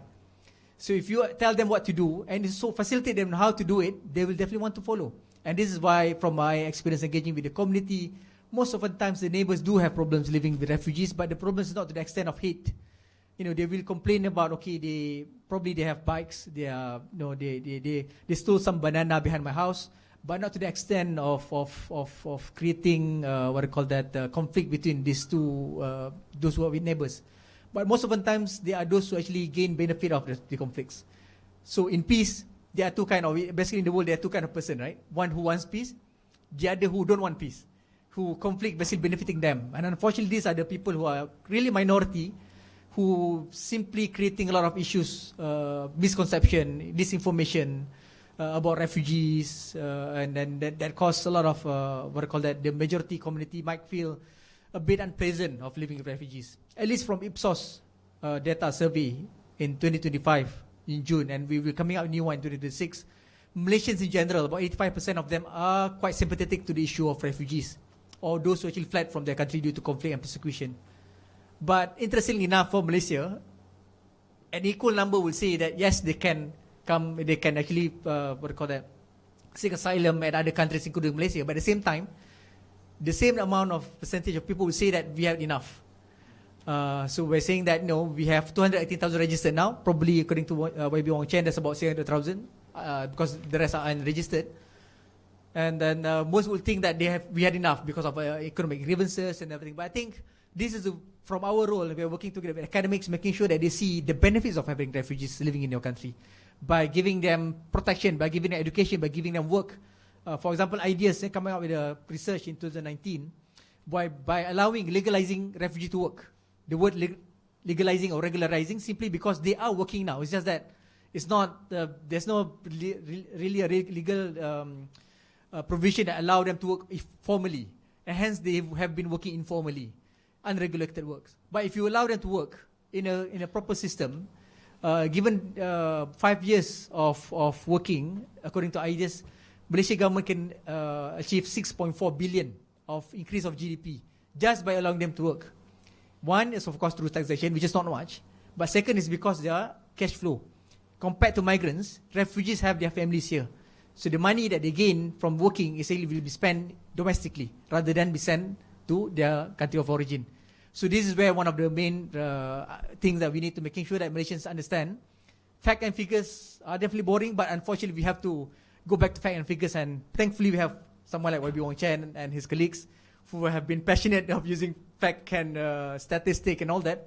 But there are still those who basically abuse and doesn't want to use fact and figures, but rather write on sentiments. And I guess that's one of the challenges of creating creating peace, social cohesion or peace building internally where we are living with refugees.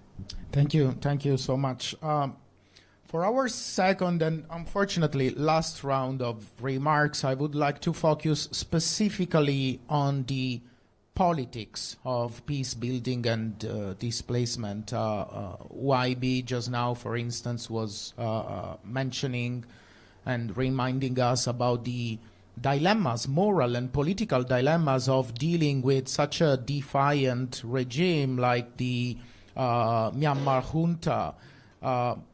Isolating the counterpart is probably not productive, but as YB was reminding us, also engagement can easily drift into appeasement, and we end up legitimizing a criminal regime. I guess that adjective is appropriate in this case. So my question for the four of you, and we can probably follow the same order with Prof. Imtiaz and then Prof. Andika and then YB Chen and then Adli, is about the limits, the key institutional political limits that shape how states, organizations deal and respond to displacement. Probably we can keep these a little bit briefer so that we have time for everyone to share their thoughts. Prof. Imtiaz. Yeah.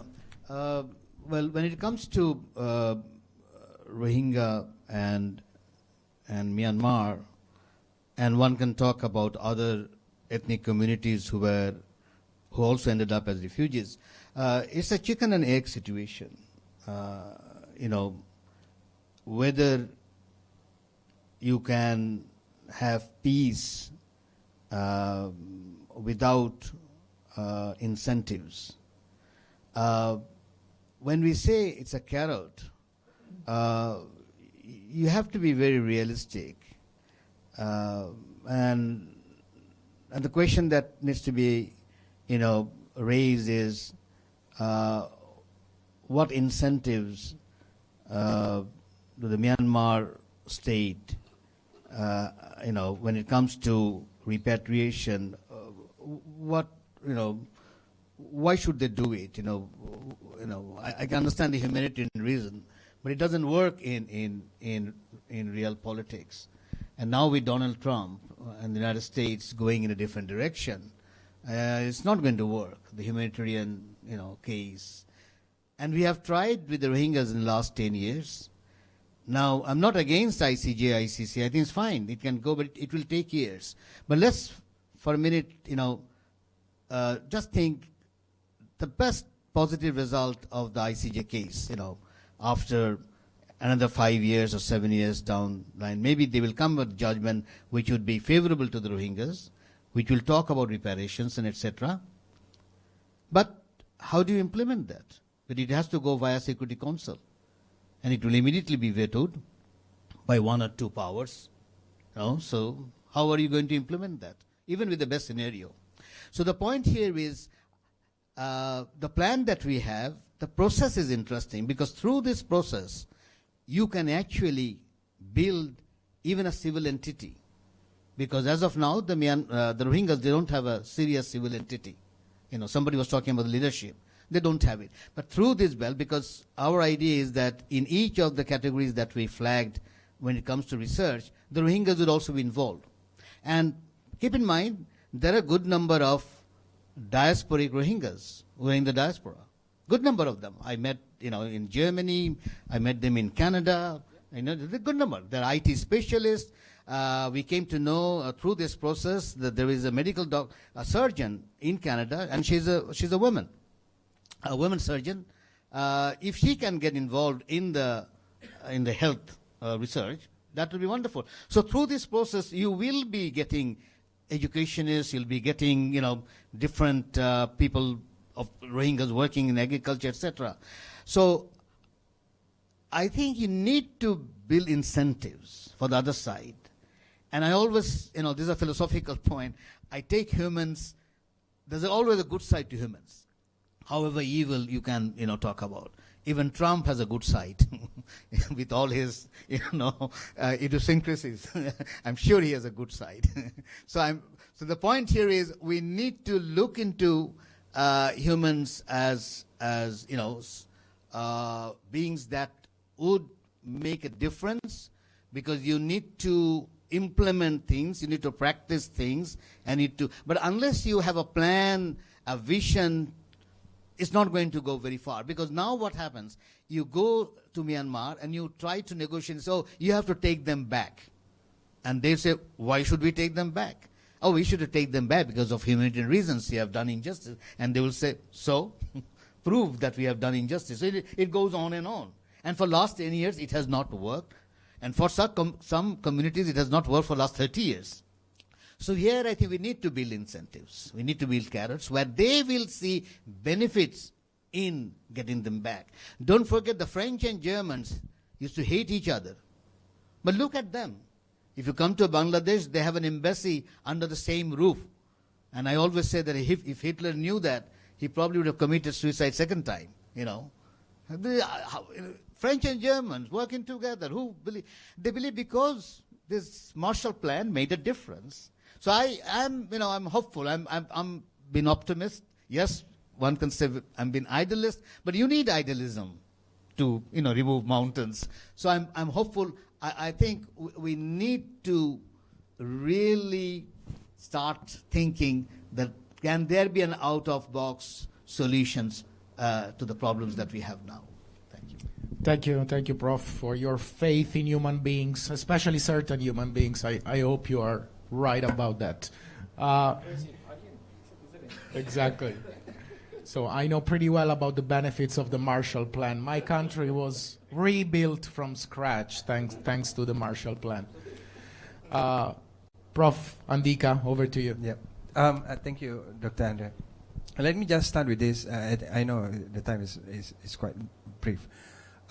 This big, not misconception, but I think it's inaccurate policy view when it comes to refugees hosting, like Malaysia. Now, when we ask government to ratify convention, so the line of advocacy for the past 10, 15 years ago, we want the Malaysian government to ratify refugee convention. And one policy view from the state and from the bureaucrats is that the moment you sign a refugee convention, you will create refugee magnet phenomenon. So you will actually attract. Now, so what happened? 2005, we started registration of UNHCR with the refugees, 5,000 registered, if I'm not mistaken. And then in 2010, we have less than 100,000. And now we have, after about 14, 15 years, we now have 200,000. Now, without ratifying convention, we're still creating a magnet. So there's no correlation. So I think this is one of the big misconception and inaccurate policy view. Now I'm reflecting the question about politics. So if you ask me my personal view, there's no way we should depoliticize refugee, because in both ways, politicians actually move the conversation forward, because they speak about it, they push it. There's a Jawatan Kuasa, there's a committee at the parliament, but at the end of the day, who will make decisions? My understanding is the bureaucrats will make decision. Now the question is, how strong politicians and, of course, the committee with YB can integrate your work or streamline your work with especially the Security Council, because that's the highest, authority that make decisions. So, because if you send, if you recommend the country to ratify a refugee convention, and usually you will send it a letter to AG office, AG will come back with 100 pages and saying that 100 reasons why we should not ratify refugee convention. You have to face that bureaucrats. But we now need the force of the politician that is consistent, pushing this, moving forward, and I think we need to work with the bureaucrats. So I think these politicians and bureaucrats need to work together, and of course, I think from there, we escalate the conversation about. So there's no need to ratify. If we are not ready to ratify refugee convention, it's fine. Maybe Malaysia is not ready, but at least we have some governance where politicians are also being part of that process, so that we can have more balance. views and approach when it comes to refugees. So I stop here at the end. Yeah. Thank you. Thanks also to you for reminding us that politics is not a bad word, and politics of displacement is actually something we can use as a formula. YB. Thank you. Yeah. So on the ASEAN level, right? I don't think we can go very far with ASEAN because ASEAN is not a group of 11 countries which are all fully democratic, all for human rights. We have different systems. We have a royal household in Brunei. We have one-party states in many places. Some are functional democracy, some are not. So, but we do need to get a ASEAN parliament moving. If you don't have an ASEAN parliament, you're leaving it to the civil servants to do all the work. And civil servants don't have political will, right? And the ministers are pursuing their own separate agenda, rivalry in economics and politics, trying to outflank each other. Some are pro-America, some are pro-China. So the only way ASEAN can really get involved in the Myanmar crisis is to start a small parliament with 20 MPs from each of the states so that they are given the mandate to pursue the matter further. Yeah, I think that's the one. Geopolitics-wise, it's really China. Yeah, it's China and Thailand, which has a 1,000-kilometer coastline, border with Myanmar. They too have the most to gain or lose, and Malaysia and Bangladesh being the main hosts of these refugees. So that has to be sorted out early. In Malaysian terms, we have about 5 million documented and undocumented migrant workers.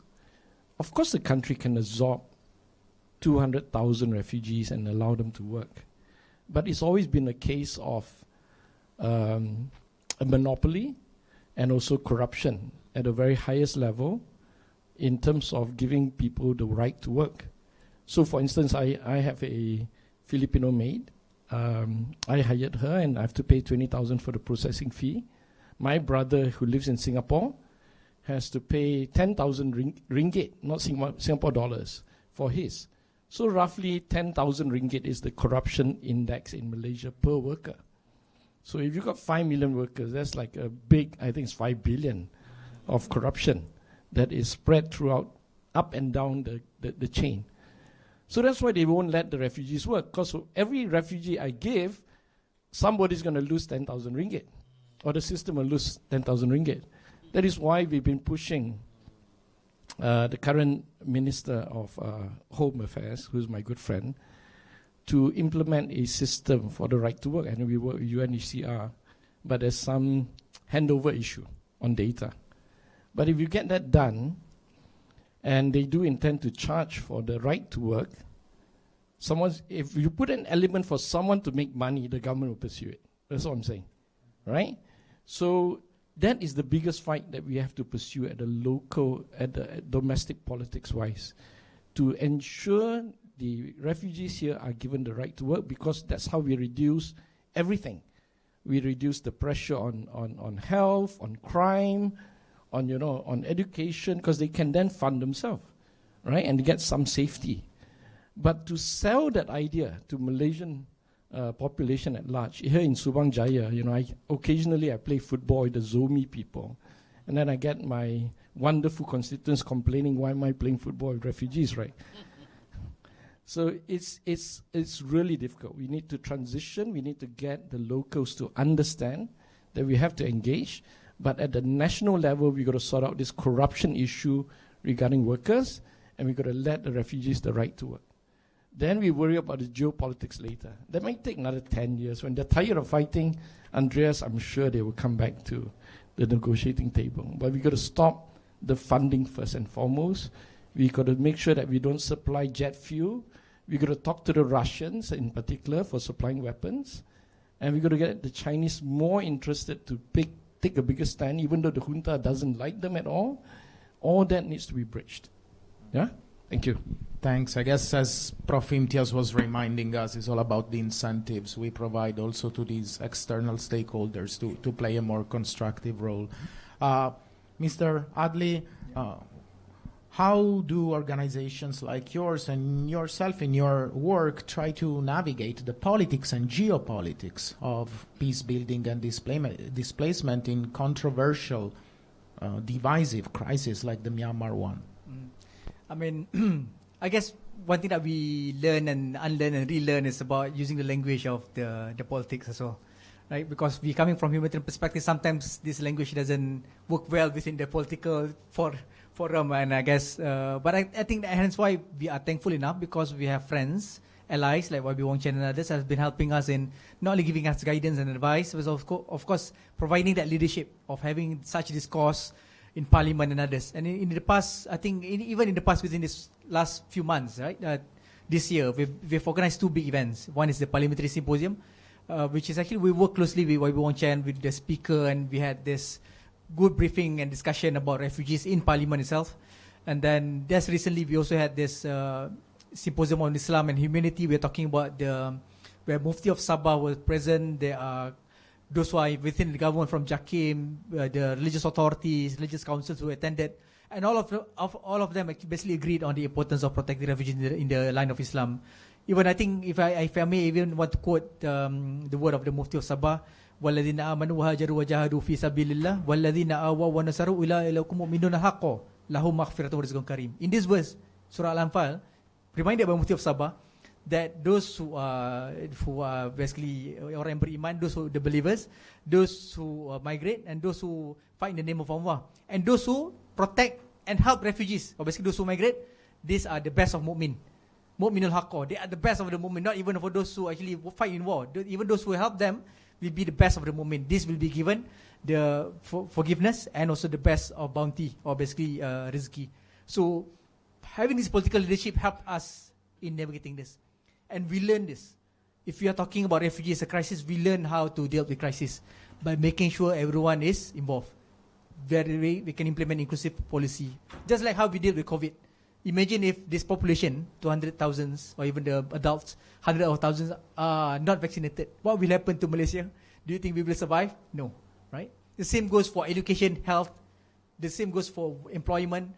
It has to be coming from the public policy approach of understanding the cost of inaction is far beyond than the cost of action. And this is I presented earlier, right, by on how many 165 billion of cost of war. And if you use that money to actually focus more on development, of course, more that could achieve. I think I will end as that, making sure that refugees are here willing to support, they are willing to help. We just need to provide them the platform for them to contribute. Thank you, Mr. Radley, and thanks to all our panelists for such a rich and grounded discussion. I guess that one of the main takeaway that emerge is that the real challenge is not just designing better policies, but also making sure that they align closely with political realities on one hand and also community needs on the ground. And that's probably the biggest difficulty. I would love to, keep on talking about Myanmar with the 3 of you, the 4 of you for hours, but unfortunately we are following a pretty tight program. There is another panel discussion coming up, so I would like to thank everyone for joining us, and please, let's give a big round of applause for our 4 panelists, YB Wong Chen, Mr. Radley, Associate Professor Andika, and Professor Dr. Imtiaz Ahmed. Thank you so much, and enjoy the rest of today's event. Please remain seated. We are going to start the token of appreciation.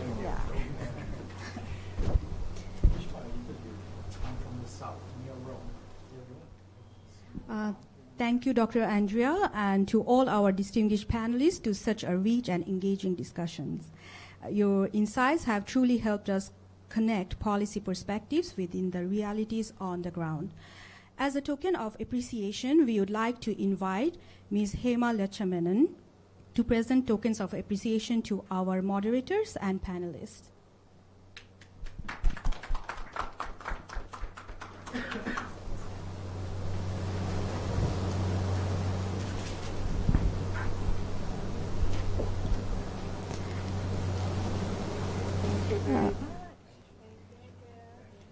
Please give a round of applause for our panelist and moderator.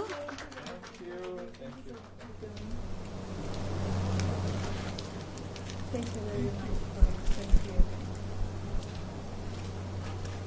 Thank you very much. Thank you very much.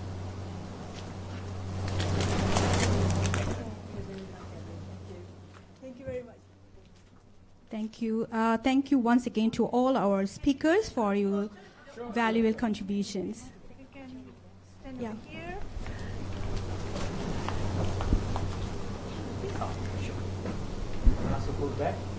You can, if you want to. Yeah, we're going to advertise it. Branding.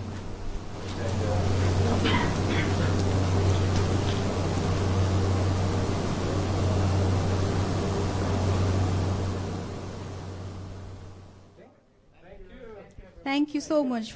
Thank you to all our speakers for your valuable contribution. We will now take a short coffee break for 15 minutes. Please enjoy the refreshments, and we will resume at 11:15 a.m. for our next session. Enjoy your coffee. Yeah, come over to my office and Thank you, sir, for your business card. For your lightning present. Thank you, sir. Oh, yeah. You go through my.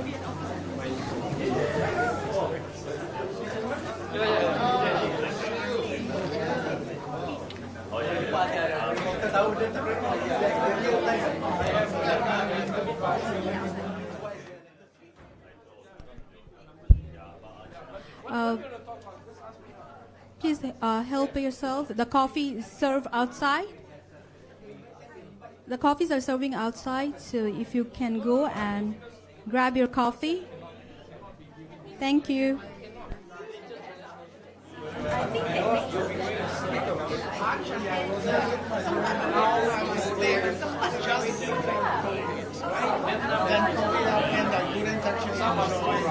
Visiting partnership there as much as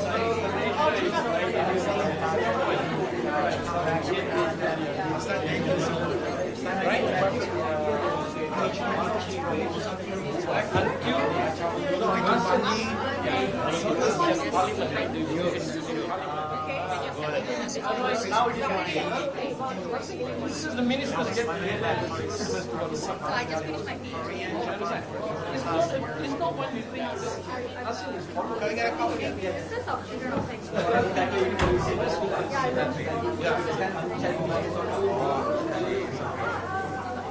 No. You guys are, how long are you here for?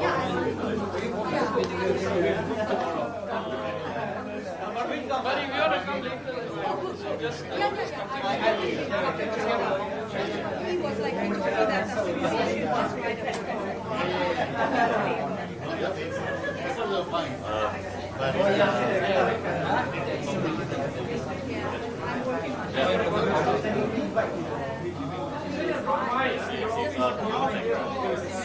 I recently just moved back from I'm Malaysian, but I studied in Canada. Yeah, since 2018. Yeah, I studied in Brunswick in Mount Allison University. Mount Allison. Next to close to UNB. And then I moved to Halifax to just recently moved back actually because for the opportunity what we wanted to do. For nice school project actually. Yeah, I'm I started. Yeah, for sure. When I heard that you the think tank finish, I was really interested. I know what it's all. That's what kind of research done by using Yeah. So you're based in Actually, I have a paper. I will share it with you. I see. So I did a project that was my individual project. I was teaching them how to speak English, and it started very small. Then at the end of the year, I found out that they made books, which is like really amazing.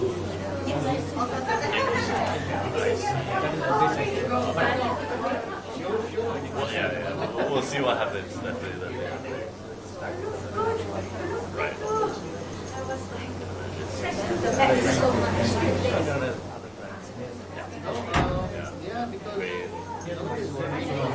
Ukraine has the council and then the last Because the process, through the process, we will have to know. strategically, I think this region is more perfect place for you to be touring. So let's see. South Korea also university which is our partner, Congo University. They are also telecommunication. So if leaders agree, then there can be Congo University. Yeah, with Makani and China executives.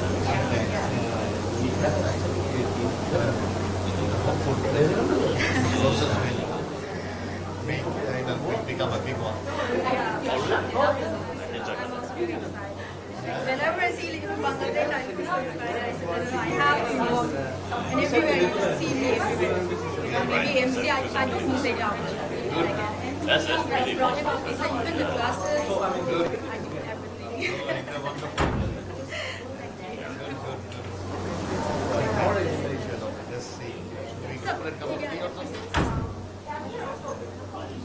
He's from he studied in Canada.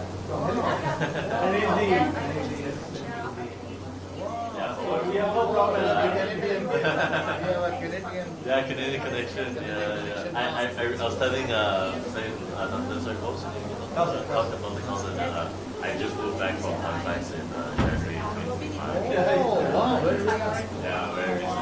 I was studying political science in Monash University for 20 years.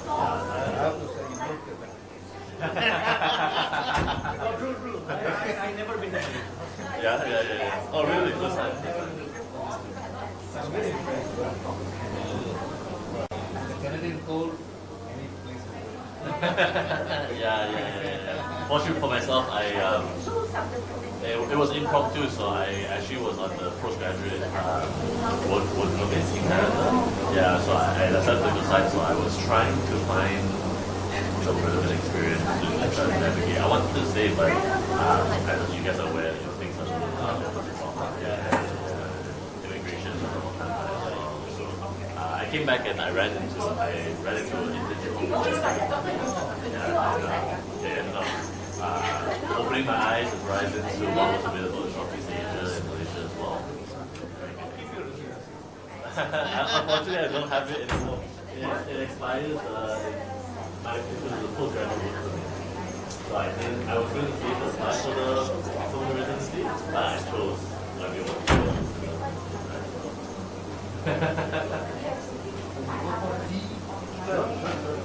Oh, very nice to meet you. Very nice to meet you. No.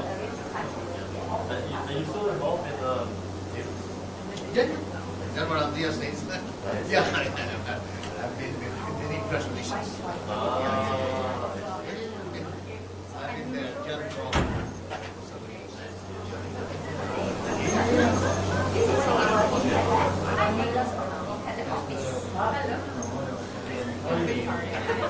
and my WhatsApp everything. but Yes. I made it up. But I work with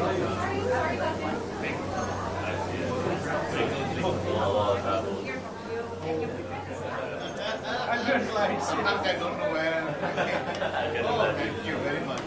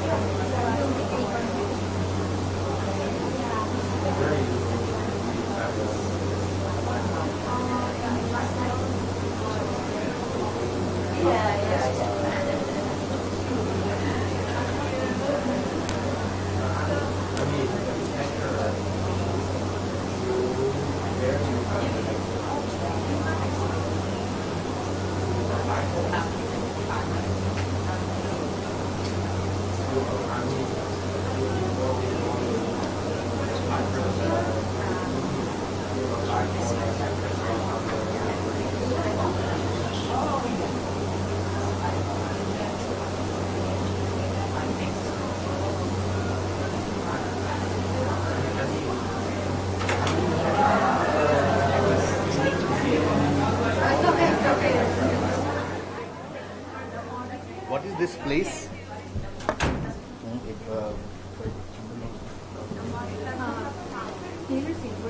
No. LT 20. Oh, Dr. on Yeah. LT 20. LT, Dr. Theater, 20.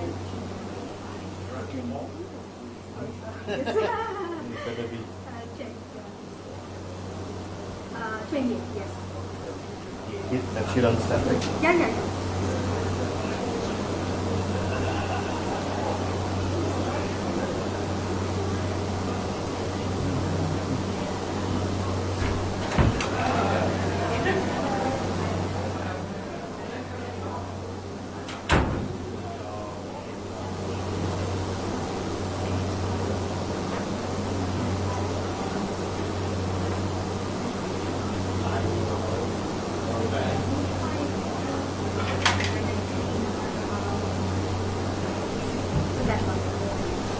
Okay.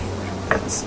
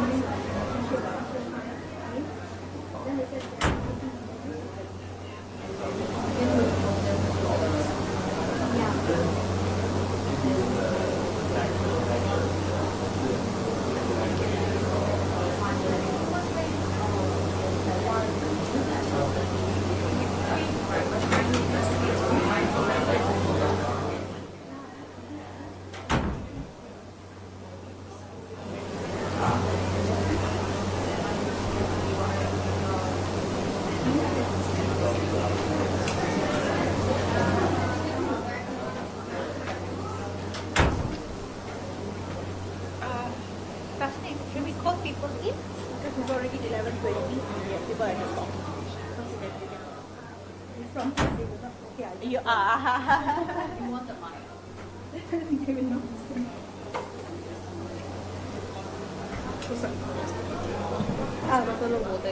The coffee break, just slideshow.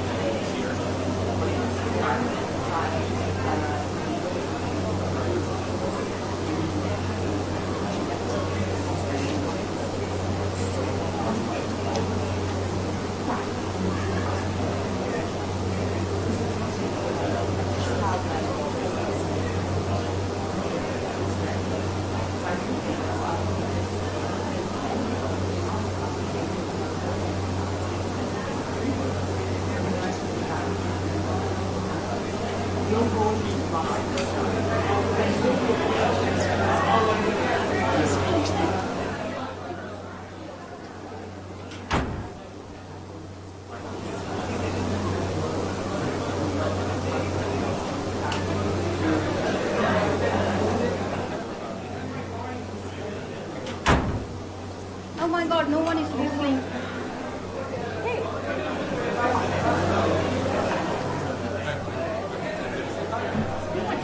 Yeah, I took over a few times. You are like, you look little bit stricter than me, see? Yeah. Actually, yeah.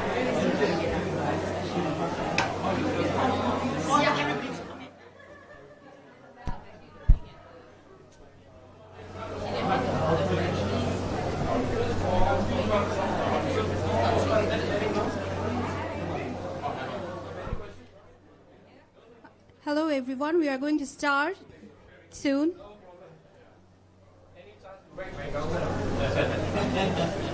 What's the name under that? The new government of love.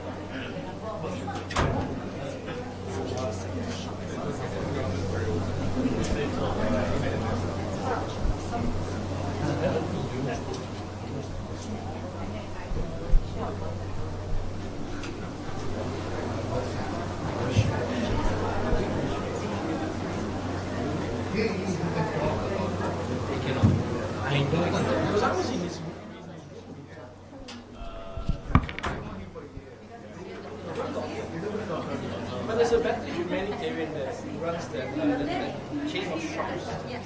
Who was it called?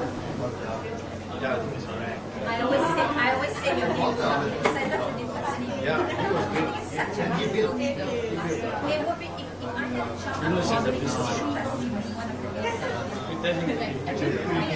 Every time I But this new government is right here. okay, let's just start. Yeah. Maybe just call one more time.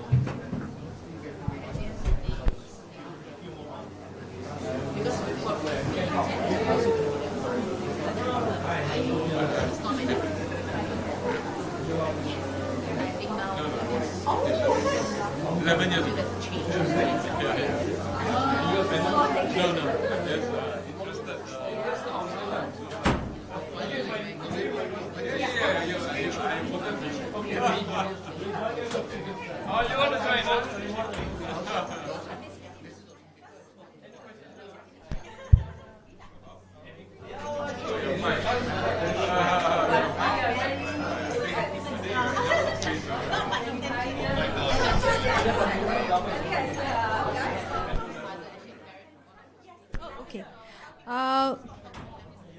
Welcome back, everyone. I hope you had a refreshing break. We now move into the second part of our workshop, which focuses on grounded realities through an interactive roundtable titled Education, Displacement, and Refugee Futures. This session shifts the conversation toward lived experiences, bringing forward perspectives from organizations and practitioners working directly with displaced communities. Moderating this session is Ms. Hema Lechamenan. Joining her today are our panelists, Ms. Azlina Kamal, Education Specialist, UNICEF, Ms. Michelle Wong, Senior Community-Based Protection Associate, UNHCR, and Ms. Evan Young, Education Lead, Dignity College Education. And also we have Ms. Olivia Cheng, Head Teacher, Agape Living Water Learning Center. I now invite Ms. Hema to lead the session. Thank you very much, Tasneem. Very good morning, everyone. Thank you for staying on for this second part of the roundtable. We've spent the first part of the morning talking about policy, peace building, regional dynamics.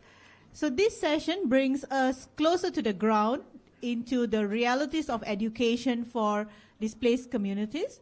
I am joined by an incredible panel, and Azlina just pointed out it's an all-women panel. And so we have Ms. Azlina Kamal, Education Specialist and Lead, UNICEF, Ms. Michelle Wong, Senior Community-Based Protection Associate, UNHCR, Ms. Yvonne Young, Dignities College Education Lead, and Ms. Olivia, Head Teacher, Agape. I'd like to begin by talking about refugee education. And in refugee education, we often talk in terms of access, enrollment, and completion. But I want us to go a little deeper into this conversation. What does a successful education pathway for a refugee child realistically look like in Malaysia and the region today? And most importantly, who gets there and who doesn't? And I'd like to invite Ms. Azlina and Ms. Michelle first to talk about from the macro level within the country and the region, and then to the relevant learning centers. Ms. Azlina, here are the microphones there. I don't usually need a mic because I have the voice of a school teacher. But really lovely to be here. So I just to say that, you know, our sister agency, UNHCR, does all the amazing work with our refugee community. UNICEF, we look at, we are a rights-based organization, child rights-based organization, right? So we look at different areas in terms of realization of rights for children. We look at what is the best interest of the child. We are expressly mentioned in the conventions on the rights of the child. Usually conventions don't name any organization, but UNICEF is directly mentioned. So I just wanted to highlight that so that I'm just going to talk about it from the perspective of a system-level perspective, because we don't do service delivery work in Malaysia. I wanted to start by quoting my favorite philosopher so that you understand the philosophical positioning of what I'm going to say. Foucault, who is my favorite philosopher, says, my point is not everything is bad, but that everything is dangerous, which is not the same as bad. If everything is bad, then if everything is dangerous, then we always have something to do. So he's not talking about apathy, but he's talking about this active activism, right? This hyperactivism. And then he proceeds to say, our challenge, our duty, our ethical, political choice daily is to determine what is the greatest danger. So danger here, thinking about risk and what are all the different issues when we look at system-level change and issues. Now, I'm going to draw from a few of our work. One is on our work on wasted potential, the cost of exclusion of non-citizen children born in Malaysia. The other is on UNESCO's inclusion frameworks, as well as the OECD evidence on skill-to-work transition. We also have a recent migration policy priority from 2026. And where relevant, I'll share some country experiences, although I think Michelle will be able to do this in greater detail. I also wanted to acknowledge, I came in a bit later, so I don't know if this was mentioned, but just to start by acknowledging the recent remarks from our Minister of Education, reaffirming that education is for all children in Malaysia, including refugee children, and highlighted how this is a whole of government issue that requires coordination beyond just one sector, one stakeholder, or one system, right? Now, this framing I feel is important as before I go into your question, because it reflects really the reality we're discussing today, that education, displacement, refugee futures cannot be addressed by a single entity, right? So the challenge now that we have as we talk about the topic today is how do we translate this principle into practical, scalable pathways that ensure that children not only just access education, but also remain in learning systems and that they are able to progress in recognized, dignified, and meaningful futures, right? Now, to your question on successful pathways, what we've discovered is that, and Michelle, you can talk about this a bit more, is that it's rarely linear, right? It often looks, what does it look like? Access to community-based learning centers, interrupted or partial transition to secondary levels, some form of informal work or skills training. But this is not a system. right? It is a patchwork of survival-based opportunities. So it's very reactive and not progressive. And who tends to get through? Boys, learners with strong NGO or donor support, and those in more stable urban environments. Conversely, who doesn't? Girls, especially in post-primary levels, undocumented children, and also those under economic pressure to work. So when pathways are fragmented, depends on a charity base. So this is another thing that I wanted to highlight, right? A lot of the work looks at either program level rather than a system level. It looks at a charity model rather than a developmental model. And this is what we want to shift. When it is fragmented, success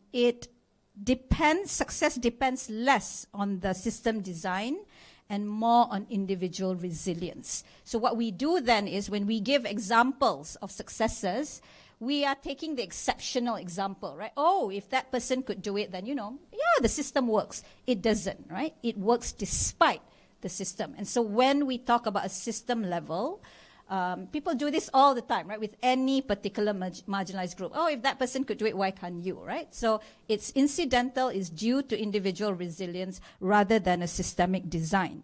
And so the problem also, the issue with this and the danger that Foucault talks about is that exclusion is not neutral, right? It translates into long-term loss of human capital and opportunity. And we've got all these discussions about Malaysia as an aging country, looking at talent development, all these aspirations. So from a migration lens, in terms of strengthened framing, we want to say that children's rights to education must be protected regardless of status or displacement of context. I am talking to a converted audience here, but just wanted to restate it.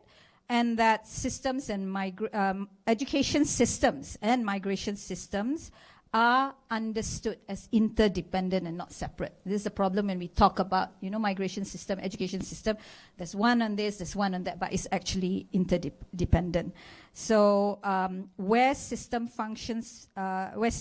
function better, refugee education is not a parallel track. It is integrated or included into national provision. And that's what the work that UNICEF is doing on refugee education here. Over to you. Thank you so much, Azlina. I just want to add on to what you said about exclusion is not neutral. It's also hierarchical. And refugees in Malaysia, we often look at it as a homogeneous group when it's not. You see the services given or provided to them, the access, it's all hierarchical, where some groups get a little bit more than the others. Do you want to comment on that? Yes. That's a really good point.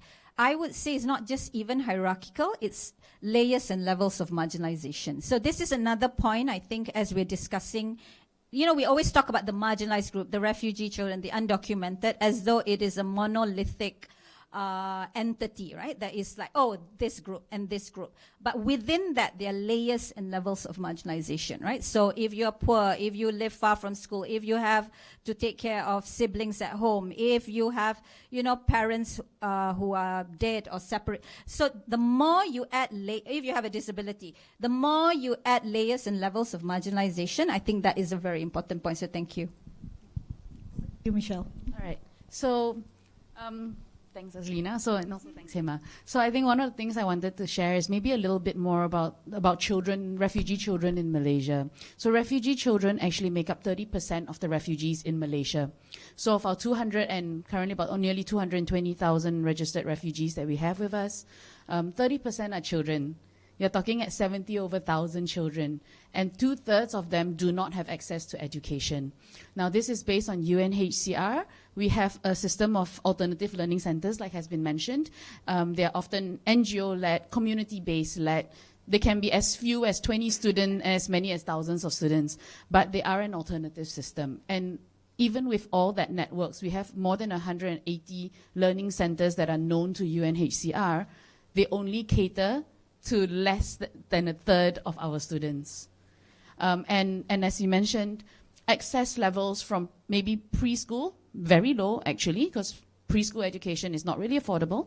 Many of them will come more in the form of a daycare. Moving on to primary education, having the most numbers in terms of registered children.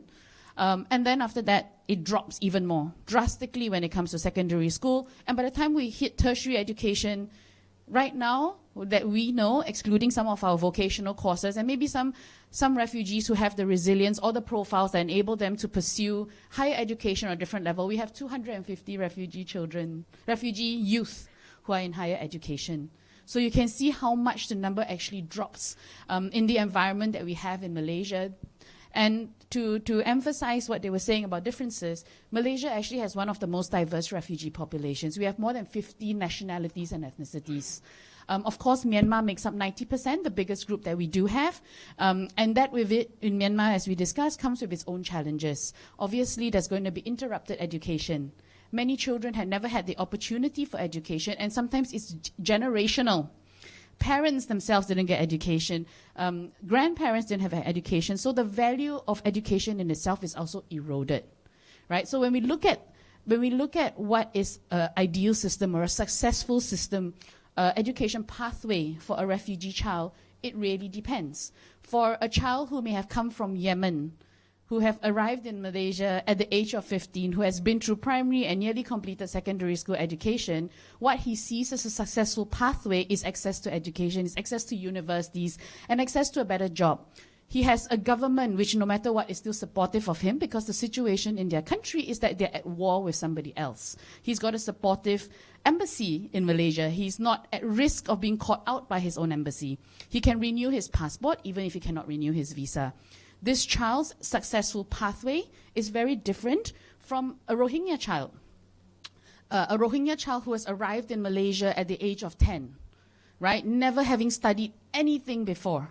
Nothing except fleeing their world and fleeing, the only home that they may have known, war or otherwise. Arriving in Malaysia, having never been in school, doesn't know what a pencil valley is, right? Never having opened a coloring, color pencil box. When I first worked with them, they tear the box because they didn't understand you could just push it out. They can't sit in class for 40 minutes because they've never sat in a class for 40 minutes. They don't understand the concept of homework because they've never been in school. What is homework? When you have a child like this, and then you have a child obviously is very high achieving, in finding a successful pathway for a refugee from UNHCR's perspective is one that's able to cater to every refugee child that comes to this country. And unfortunately, in a way, the challenge is bigger because of the diversity of refugees that we do have with us. The one thing that I do find and take heart from is last year we did a review as to the percentage of boys versus girls having access to our system, and it is actually 50-50 nearly. We have 15 of the 30%, half are boys and half are girls. Half the 30% of children, half are boys, half are girls. Access for girls is at 49%. Access for girls is 51% registered in learning centers. That's a good thing. But of course, that number drops when it comes to secondary school. The challenges that faces women and girls are always going to be a bit more difficult. Sorry, just one more point to check. I think we talk about access issues with UNHCR and with many other countries who host refugees. Obviously, one of our biggest aims is that they are able to integrate into a government system, into the national education system. That is the fairest policy that's available. A country like Turkey, for example, UNHCR actually doesn't manage education for children in for refugees in Turkey because the government has undertaken all that responsibility. In Malaysia, we're not quite there yet. We are lucky that we do have a Ministry of Education that's actually open to discussion. And I think that there is a positive direction from them because they recognize that we have an education for all policy. We have, responsibilities under the CRC. But there is other barriers that also need to be addressed, even when our local education system also needs to be looked at. We have other challenges that we do need to take into account, which includes also overage learners and learning opportunities. We recently have had, we're going to go into this, but complementary pathways, opportunities for university education. When you have a student who finishes secondary school, the one of very few we have, and they're finishing secondary school IGCSE qualifications at the age of 24, 25, and then you want them to do A levels, which takes another 2 years, and the age for a scholarship limitation is the age of 25, they miss out. You know, we have some people who manage to qualify for a diploma at the age of 35, but cutoff age is 30. So these are also challenges when we look at developing a holistic education system that's successful for refugees.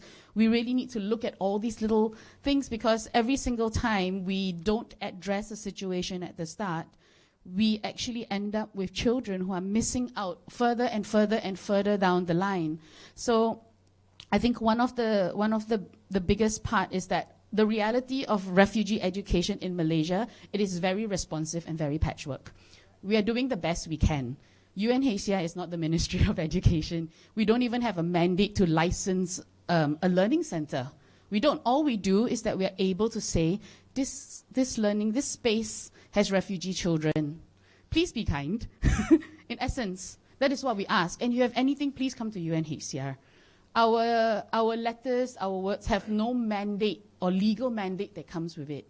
So it relies on not just the Ministry of Education. It relies on local authorities to not harass the learning center. It relies on, police to recognize this should be a safe space because there are children in there. It relies on a lot of these other challenges that also need to be looked at.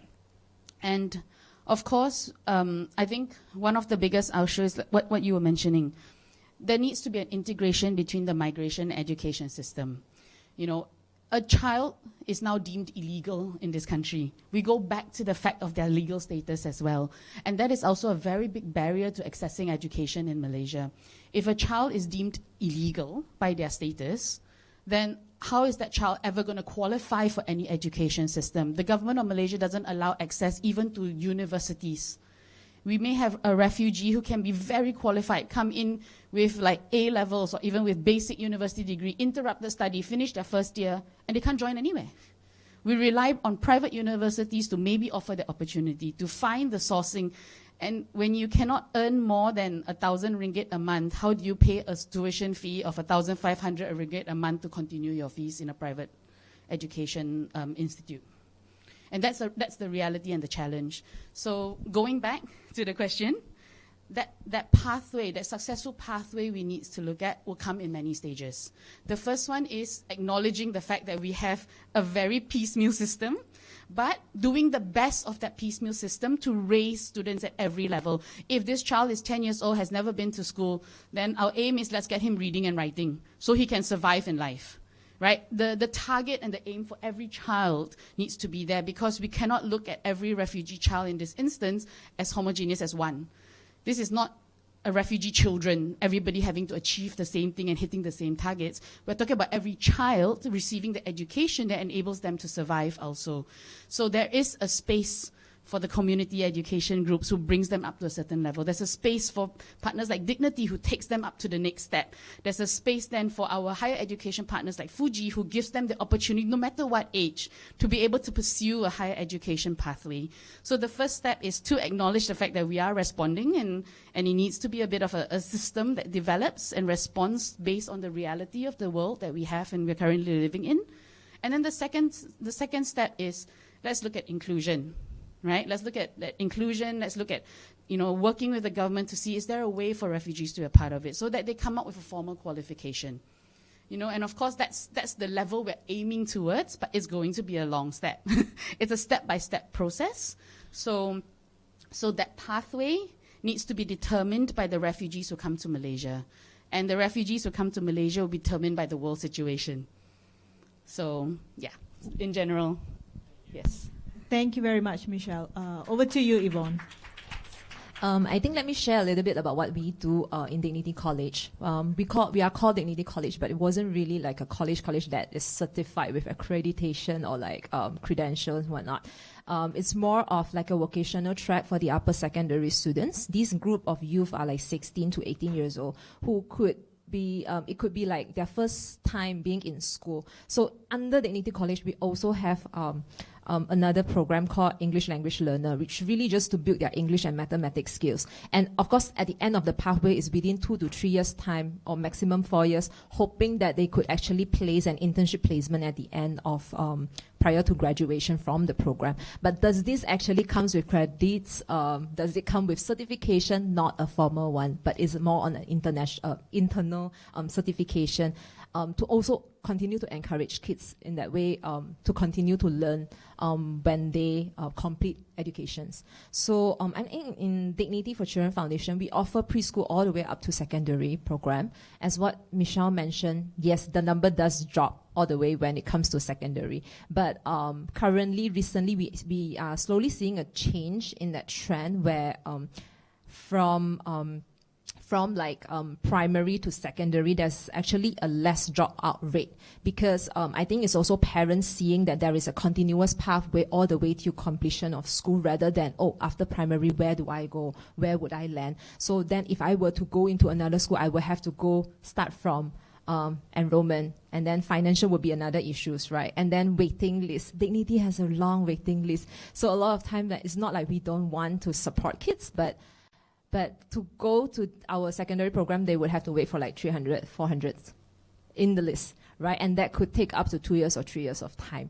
And that has been a struggle. Dignity, as much as we want to do, but that's what we can do at the moment, right? So in Dignity, we believe a successful education pathway for a child is at the end of the school. We are hoping to develop a child that is holistically developed from the head, heart, and hand. We have a slogan saying that head, heart, and hand. Head being not just academically excel in that sense, but it's also knowing how to solve problem. Critical thinking skills has been losing even with the generation, not just among refugees community, but with the current generations as well. And also thinking skills, learning skill, the continuous learning mindset. At the age of 20 years old, I'm out of school. Can I still learn? Yes, you can still learn. So that is the kind of mindset that we want our kids to develop. Then later on, the hard part comes from the soft skills, the empathy. We have social emotional learning in our education system as well, in our syllabus as well. And it's compulsory from preschool all the way to secondary. Even the teachers, the staff, we will have to go through social emotional learning, because we are dealing with refugees who comes from traumatized background, come from like different cultural background, and a lot of work that has to be done. So the heart comes from teaching them to be empathetic, teaching them to have strong emotional skills, resilience, and so on. Of course, to have a strong identity and values within themselves as well. And of course, the hand comes with practical skills. So we don't just offer academic pathway, we also offer vocational pathway where we train them with skills training, and that comes with internship. Later on, you work. So we want to give them the ability that they can actually work and earn money, earn living to support their family as well. So a successful child would look like someone who will be able to live independently and carry on the values and continue to support the next generation to be in school as well. And that's the cycle that we want to see. Yeah. Thank you so much, Yvonne. And we'll come back to TVET in a while. Olivia, over to you. Hello, everyone. It is nice to meet you. I'm Olivia Jing from Agape Learning Center. So I've been as a teacher for 2 years.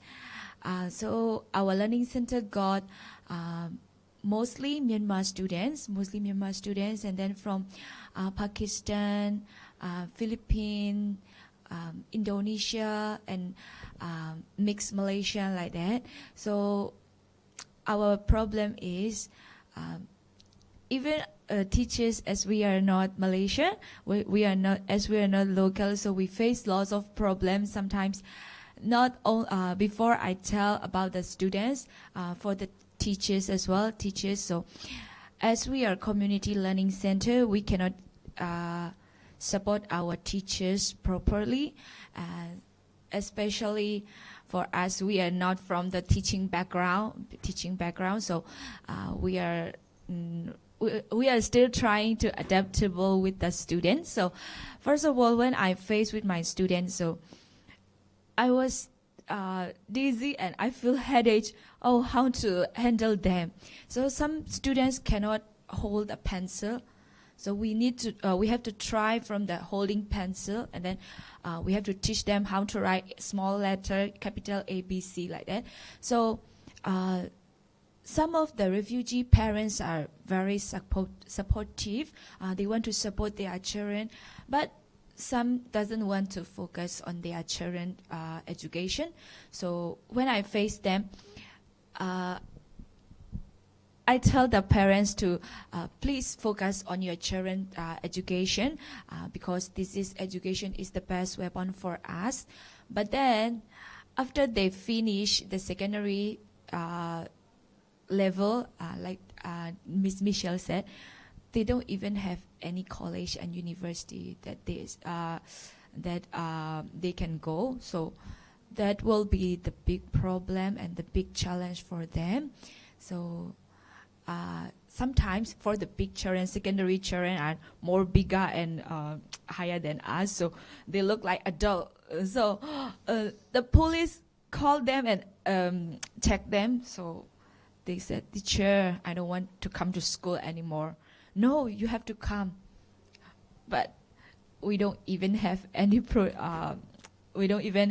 authority to save them. But then I encourage them to find their education. And then, as we said, in Myanmar also, it's been few years more than we are in civil war, as you know. So some region cannot open the school, and then they cannot find their education properly. So when they come back here, so they forgot all already.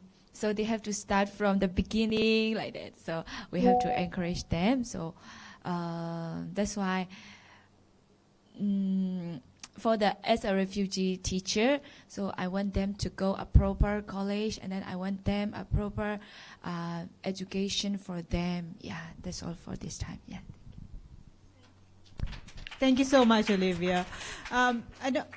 You mentioned earlier, Michelle, I think you started first by talking about girls' education, and you said that girls start 51% of girls versus 49%. But we also see that with some communities like Rohingya, for example, very few make it to secondary education post-puberty. Puberty seems to be the point where they stop schooling. And in the learning centers that we work with, we see almost no Rohingya women teachers, which highly impacts Rohingya girls growing up, because there are no role models, in their learning centers. And of course, the factors are many, and as known to all of us, it's economic factors, childcare, cultural, religious factors, safety, a lack of, single-sex education, which parents feel more comfortable sending their girls to school. And what I would like to, ask both of you, Michelle first and then Azlina, is, looking at the interventions, and what kind of interventions that you see could shift outcomes for girls beyond primary education, and what can actually work for them? Because I think one of the problems that we have is we have a system, and we are force-fitting people into a system rather than designing a system for them. So, Michelle? Yeah. So specifically, I think it's not only just the Rohingya population, although the Rohingya population in Malaysia are a lot more conservative in terms of women's access and letting girls out and things like that. We do recognize that. But it's actually, in general, also, we're still having like I said, it's a 49% girls, 51% boys, slightly higher boys. But like you mentioned, it really is, interventions would really depend on the reasons for their dropout in the first place. The reasons why they're, number one, maybe not even in school, and number two, why they drop out at a certain age or for a certain reason. And for UNHCR, I think we we do look at it separately. We do look at it quite differently. So first one is access to education. Access to any form of a learning center is actually a privilege for many refugees. Even with a 30% enrollment, only 30% of refugee children receiving education, that is already at our learning centers operating at capacity and beyond capacity. Like you said, there is a waiting list. So for intervention in our sons, it's for a child who doesn't even have the right to access is how do we get them into school? How do we get a school near enough to them whereby they can afford to get to school? The parents can afford a school fees if they have multiple children. And also can they afford the transportation that gets them there? And what you mentioned, safety. I have a Rohingya father who came to me. My daughter is now 16 years old, marriageable age, because child marriage, unfortunately, is still an issue in the system. And he came to me and he said, what do I do? Other than lock her up at home, I'm so scared someone's going to marry her. But he's kept her in school all the way till 16. So kudos to him for really putting the effort, but it's come to a point where he physically fears that someone's going to approach her on the street as she walks home because she's 16 and she's old enough to walk home. He's actually stopped bringing her for Raya events, for community like functions and weddings. And this is a realistic fear. So when we look at interventions for girls beyond the access now, we look at things like safety, like you mentioned.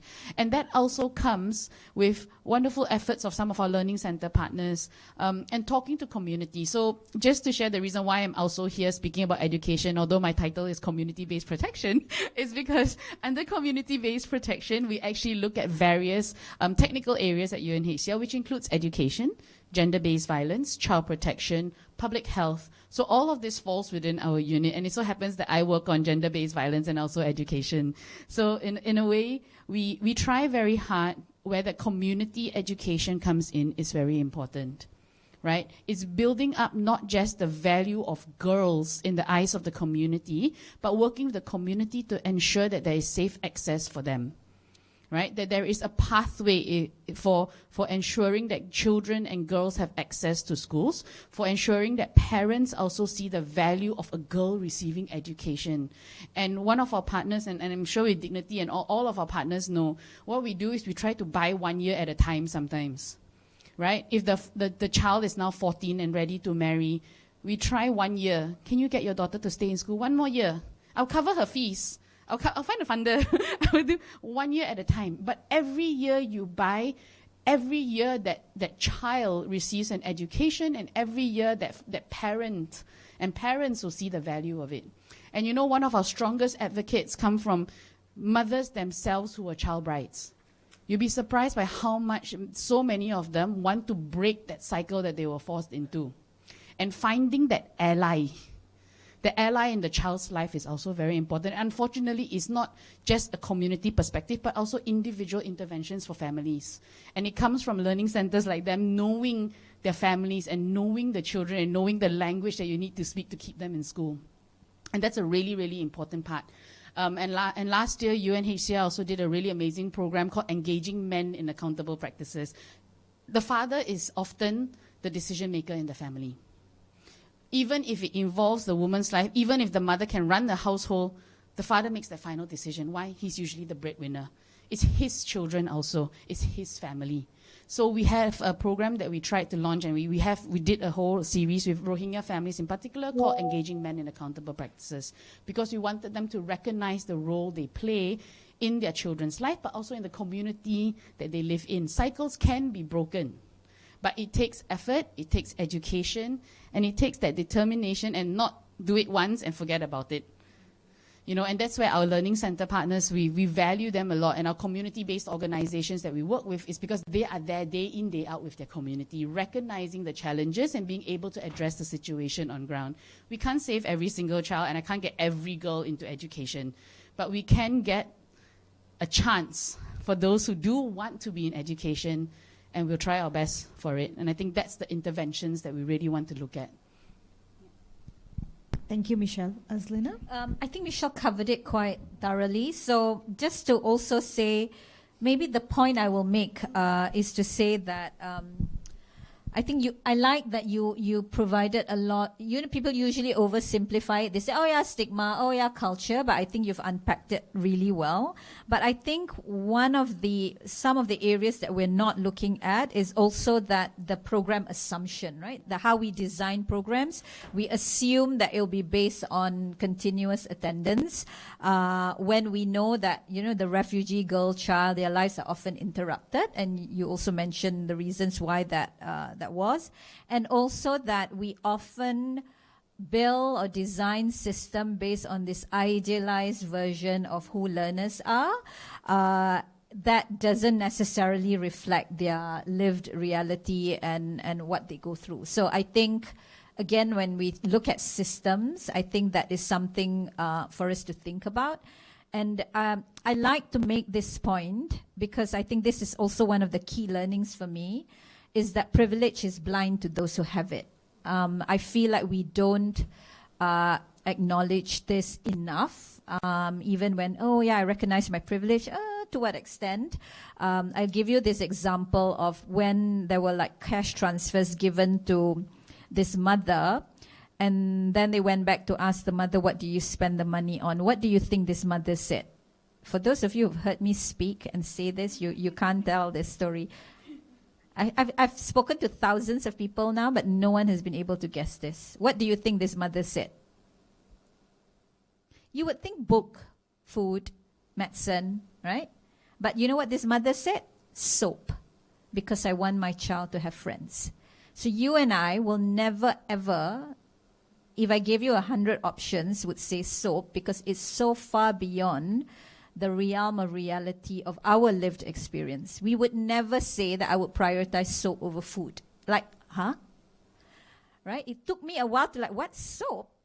So I think because of that, to also understand that when we look at how we design things, or especially for those of us who are researchers, and when we look at correlations, we think, oh, this is the cause, right? Correlations are not causality. So trying to also understand and unpack that a bit more so that we don't assume, because of our privileges, that, that is the way in which people are experiencing things, or that is the way in which people should experience things. So in many cases, we're asking girls to, or any child who's marginalized, we're asking them to adapt to systems that were never designed to their reality. So, but we have evidence. This is the thing where the challenge is in education. We also have substantial research on what has worked. We have cash transfers and stipends in, say, Jordan, for example. We learn from COVID, all these flexible and modular learning pathways, which also needs to work for mainstream systems, because it's very archaic, the way in which we organize education and learning. And you talked about safe and community-based access points, for example, and your point on female teachers and mentors. So I think those are, just to reiterate those points. Thank you, Azlina. Very well said. And I just would like to echo what you said on, the education and how it is organized in Malaysia for refugee learning centers. Even though it's called alternative learning, it's not really alternative, because it replicates a traditional model of learning, which in itself, has flaws. Flawed for even your ordinary mainstream students. Age-based progression, for example. And learning centers cannot afford to replicate model of age-based progression, because you have students coming in at 10-year-old, like you said, who've missed out a chunk of their schooling. And you have learning centers who, 12 years old, 13, you have to go to learning, secondary school, secondary learning center. But the student only joined the primary learning center at the age of 11. So they've only had 2 years, and then now they are in the secondary learning center, and there is the gap becomes wider, right? And curriculum, for example. So typically the curriculum that learning centers follow would be international curriculum, IGCSE, or a mix and match of Malaysian curriculum, Singapore curriculum put together, and whether this curriculum really works. And what is the reason for doing, for following this curriculum? How is this going to help the children and for their future, as we're talking today?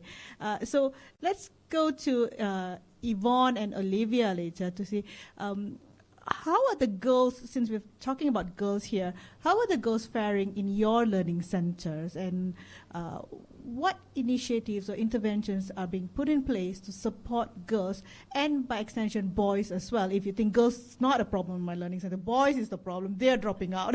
So, Yvonne. So in Dignity, we don't really like cater something specifically for the girls or whatnot, because we do want to talk about gender equality. What the boys can do, you can do as well, right? So we have this annual football event. So football is a big thing among the refugee community, especially the Myanmar, the Rohingyas. In general in refugee community. So we have this annual football called Dignity Cup that's we welcome both male and female. There will be boys group, there will be girls group, under 16, under 18, and all the way to under 6, right? And recently we added volleyball as well. And you would be surprised to see, girls can actually play as well as boys. All right? And it's just nice to see how they play together. The boys would, on their free time, they will probably coach the girls how to play better. Of course, you would expect girls on the field would be different, but the whole value thing is to see that, hey, you have a chance to play, and we are creating opportunities for you to play as well. And besides that, we also have this thing called Travel and Learn for the secondary students, where they would spend Year 7 would spend about 1 week at the farm, at our farm school. So they will be learning to live together, the community living together with their classmates, teachers. So all the way up to 16 years old to 18 years old, they will have to spend the time at the farm for about 1.5 months. The whole program started during the COVID time, because we can't do schooling. So the whole batch of us actually moved to the farm. And we actually did a 3 months travel and learn with the student, and that's where Dignity Farm Academy started from there. So, and we see the impact of actually, you would see interaction like boys, after finish eating, they will be like, nah, you go and wash my plate, right? And the teachers will be looking at him and be like, hello? We teachers are washing our plate, you need to wash your plates as well. So that's how we educate boys as well, to understand gender roles. Is not just skewed towards a particular specific gender. So girls would actually see that, oh yeah, actually boys can also wash and do dishes. They can be in the F&B skill class. The girls can be in the building and constructions skill class. We try to balance up all the skill class with different genders. So that they could also see that and being empowered that I can actually do it despite my traditional gender role that was taught from generations, right? But I do agree, among the Rohingya communities especially, there is a challenge, especially for the boys who have been with us, like Rohingya boys who have been with us like for many years. If I were to ask, so after you get married, will you let your wife work? And they would always answer me, no lah, teacher, in our culture we don't let girls work. I wouldn't let my wife work. It shows that, if my wife is working, then that means I am incapable to support the family. I'm like, but you have seen the teachers are working, right? And we are doing perfectly fine. We look well, right? And but they will always say, teacher is different, your culture is different from my culture, all this thing. I think it really takes like years we are not trying to change the perspective. We are just trying to instill values that, hey, will you consider this? And it's not just about educating girls and empowered girls. I think it's also very strong and powerful if a boy can be influenced, because that will eventually affect their partners and then eventually for their child as well. So we also see successful stories like Rohingya boys who completed school, and they will make sure that and ensure to us that, teacher, I will make sure my sister will be in school. And that is something that we really want to hear and see, right? I think those are some of the programs that we've been doing to make sure girls will still stay in school and be empowered. Yeah. Thank you, Yvonne. Olive? Yeah, sure. Sorry, I just wanted to say also, so we have partners, obviously, and refugees in Malaysia have been here for generations, sometimes 2 generations, 3 generations. And we have noticed there is a difference in a child, for example, a Rohingya girl who is born to parents who have been in Malaysia for a while. Child is born in Malaysia, and the parents' views and access towards education, towards marriage are different because of the exposure and the integration they've had with the local host community. And especially the more integrated they are, the more opportunities that their daughters will be raised exactly like how a Malaysian child would be raised as well. And so we do see that generational change is possible, especially with the right exposure. And I think for women and girls' education, that's a very, very big aspect that we should also consider.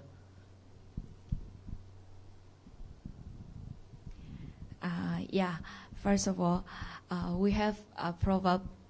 I think this is Japanese proverb.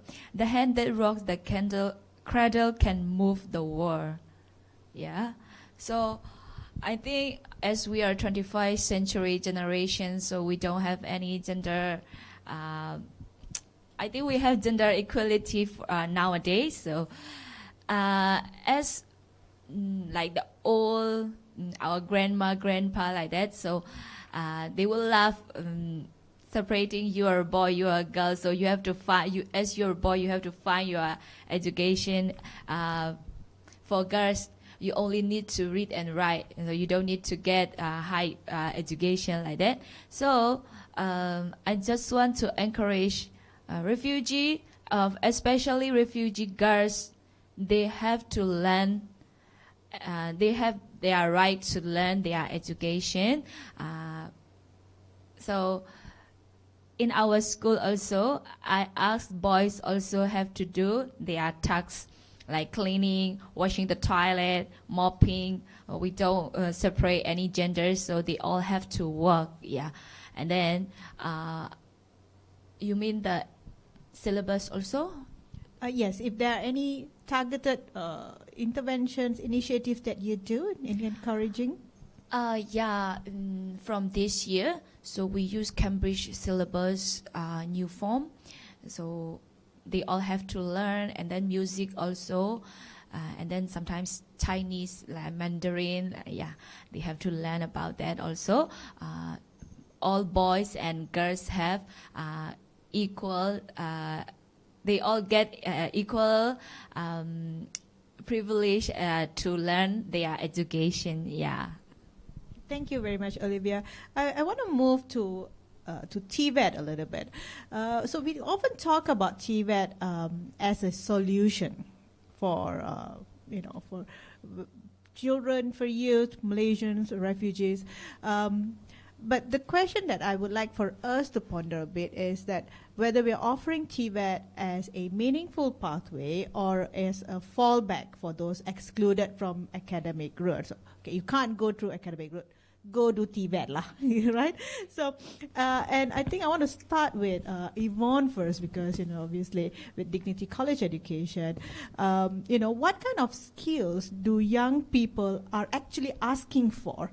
And how does that differ from, the programs you're offering? That's a very good question. I was just thinking, like, what would a kid answer, right? What skills would you like to learn? Teacher, football, right?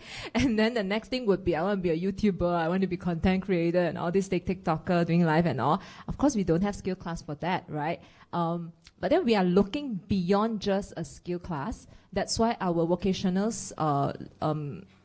skills are not just only for the vocational students in Dignity College, but we also offer it to the IGCSE year 10 and 11. They must do skills to actually trying to break the stigma of like, oh, vocational is like, I don't have that option, so you go for vocational. We actually started with that so that the whole secondary department will be less segregated in that sense. But of course, the stigma still exists. I think it's also coming from the perceived job from the parents. Is like, I don't want my kids to end up working in hairdressing, right? Because that seems to be not like a high-end white-collar job kind of thing. So I think parents' education is much needed as well at this point.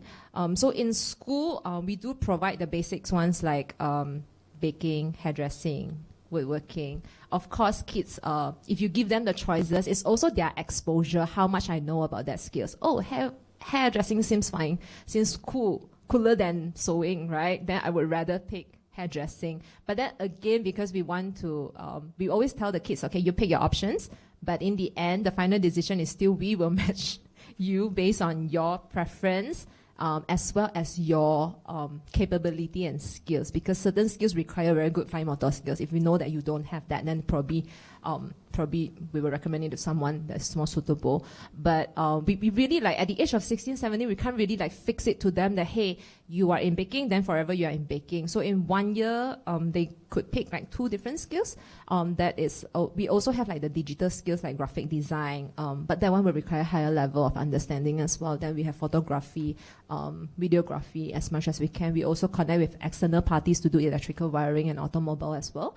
So really depends on the kids' exposure and their interests. We try as much to provide the information so that they get to visualize, oh, this is how it looks like and what are the career path that leads to that skills. So during the school with us, we will expose, it's really mainly to just expose them to different industries. And then, of course, with field trips and all, they get to see different job opportunities. Then that comes with internship later on at the end of their academic years. Then when they go for internship, they will be able to see, okay, what I want. Do I still really want to do this or not? And then even in internship, they get to choose every 3 months to 6 months, they can actually change to another internship industry. So really just to expose them to as much as possible. And then, of course, we don't want to just keep it into like just skills training, but skills training also come with the reality of the world right now. This is the job that most likely they will take you in, right? Rather, it's easier to put you in a salon than putting you in a bank company, right? So there's a lot of things that we're trying to educate kids, and we tell them the reality of it. We tell them, hey, you need to understand your status is refugee. We are not trying to discriminate, but we are trying to help the kids to understand that this is the reality of refugees in Malaysia. So you need to understand why opportunities are different. Otherwise, they will just fight blindly, like, why the Malaysian can, why I cannot. So I have like kids who merajuk and get thrown tantrum during their internship and telling us that, teacher, cannot lie, the Malaysians are looking down at me. I'm like, you need to understand the situation right now. I'm not saying that they are right. I'm just saying that this is why you need to really work extra hard so that people could see the values in you and they're willing to hire you. Yeah, and at this point of time, it's really, you need to fight for it. Yeah, so that's it. Thank you. Olivia, does your center offer any skills training or focuses on TVET? Oh, yeah. We have some students, they are learning in Montfort, like baking and electrician, like, yeah. And then sometimes we have baking class for once in a week, like that. And then sometimes we teach them about music, guitar, and then notes like that. Yeah. Thank you, Olivia. Very quickly to Michelle and Azlina, I just want to ask about, what are the legal and policy constraints which shape what TVET can realistically achieve for refugees in this context? Because one is learning the skills, but the other thing that we have to consider is how to monetize the skill. So if you learn baking, then what do you do with it? Right? Michelle, maybe you can start first. So I think exactly what you said. The value of education comes with what's that end goal at the end of the day. Can they even earn an income from it? Can it help them sustain their family? And that's what parents is actually one of the biggest fights we have with parents in a way of convincing and cajoling is telling them their child, if their child has this, they'll be able to earn a bit more money for your family. And very often that's an argument we lose.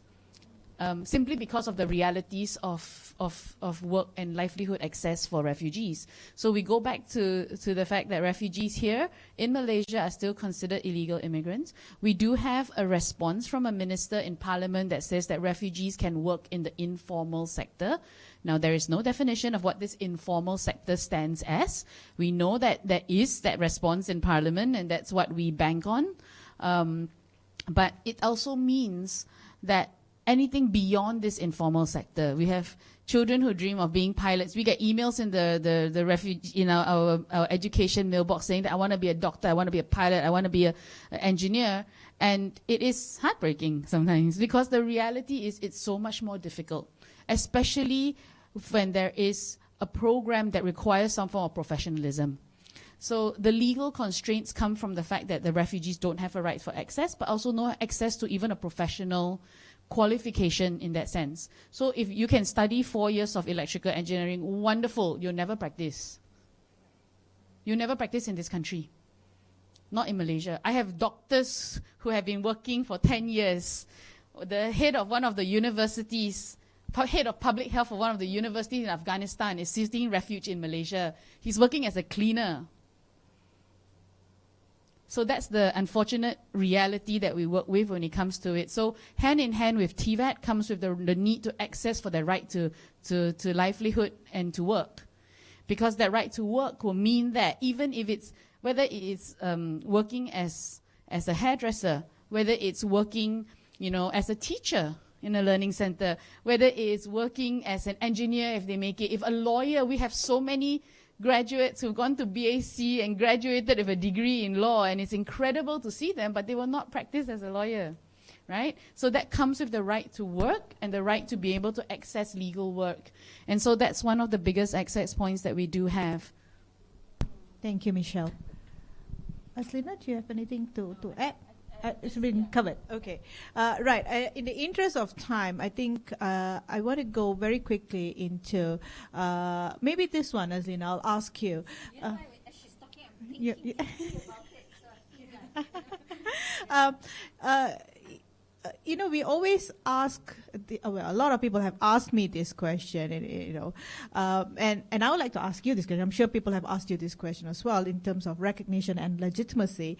Should we push for integration into national systems or strengthen alternative systems with their own forms of recognition, or a third option? That's a very good question. How do I unpack this? From UNICEF's perspective, the ideal would be inclusion. Because the problem with othering, right, and we find this in, say, Sabah undocumented population, is that the labels that are given, whether it's alternative learning, community learning, it others and it gives a certain value to the quality of the education you've received. Sometimes this is by design, so that the non-citizen population doesn't then compete with the... So sometimes we think, oh, they don't know, we need to give them information so they know about all the issues and complexities. But sometimes it is by design, so that there is that level of education that looks at a certain level of gap in terms of how people are thinking about, labor gaps and markets. And then, okay, then we'll reserve this for citizen population, which I find really difficult, no? So for UNICEF, but I really admire the work that our colleagues in UNHCR and the learning centers do, because whatever the ideal is, that is not at this moment forthcoming, right? So then, do you then sit down and say, oh, okay, I'm just going to wait for the ideal because this is not good enough? Or within, like what Michelle said, within those oppressed structural systems and inequities, how do we find spaces where dignity, human life can still continue, through education? But that's the harrowing thing, right? You give this promise of education to children. You say, it can transform life. You can be anything you want, but not really, no? It's a lie. Correct. It's not just a lie. It's because we have to manage it within this oppressive structure. So then for those of us, I'm sure, that work in this space, it's constantly that, and if you are an educator, there is no way in which that you don't believe in the transformative power of education. Having been, all of us, being the recipient of how education has changed our life trajectories completely, right? But then you have to struggle within a system that will not allow it, and then find spaces within that, because the alternative of not having education at all is, so you're constantly, like Foucault says, right? What is the greatest danger? Your ethical, political choice on what is the greatest danger today. So I think and the work that we have done is we've done like an economic cost of inaction. So the other thing about it is the data, So anything that doesn't comply within, say, government data sources, the government will say, but this is not our data set. And then you can't you can't continue having a discussion, because if it's not ours, then it does not apply. So what we did was, there was in 2016, there was a question to the then Home Minister, Zahid Hamidi, how many non-citizen children born in Malaysia? Because the question was a bit generic, he answered it. He said 290,437 non-citizen children born in Malaysia. So based on that number, we have done a projection analysis to say if in 2016 you have 290,437, looking at distribution of age, what is a general representation of age group, and then we did a projection if they went to school, if they worked, what would be the cost to the country. So we discovered that it would be anywhere between 4 to 9.49 of the GDP.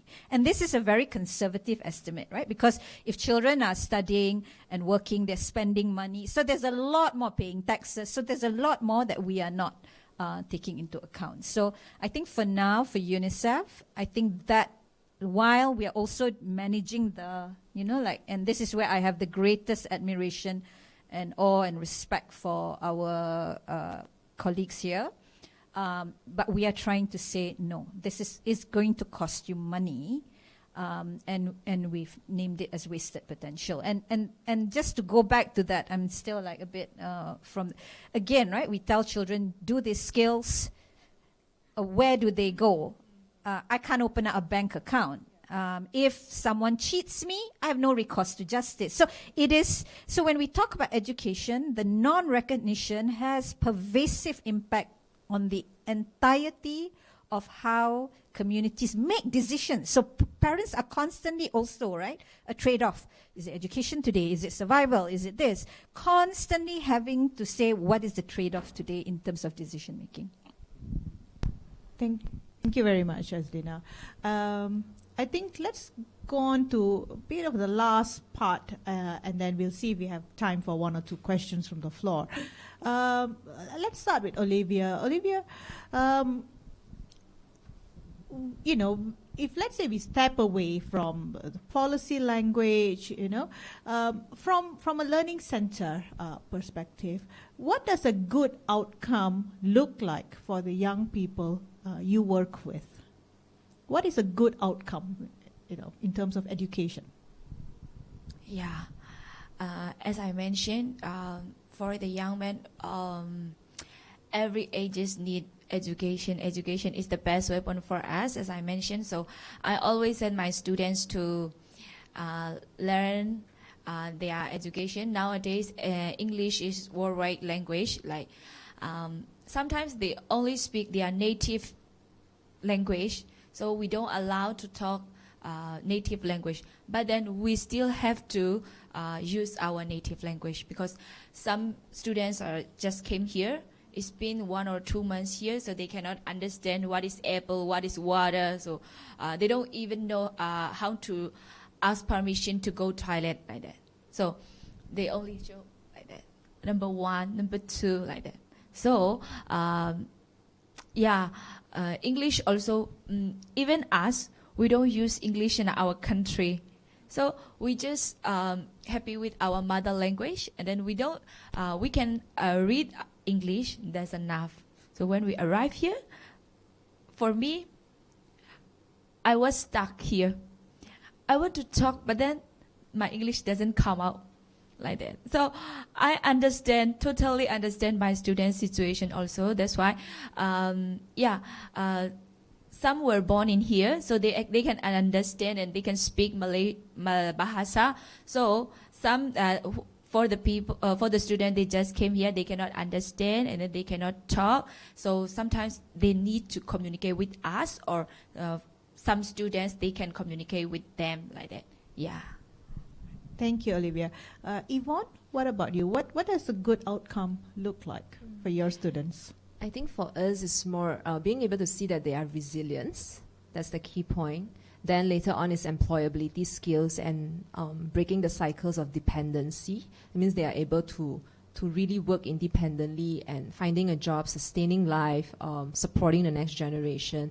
I think that would be the what would be the outcome that we really want to see. Of course, we celebrate things like, you know, if recently we have a student who got a space in a place in Oxford University, and you know, those are things that we celebrate as well, because that is beyond because of the opportunity and the support from the family and the surrounding as well. But what is really like something that we want to see and realistically look like would be someone who is able to support their family and their livelihood. Yeah. Thank you, Yvonne.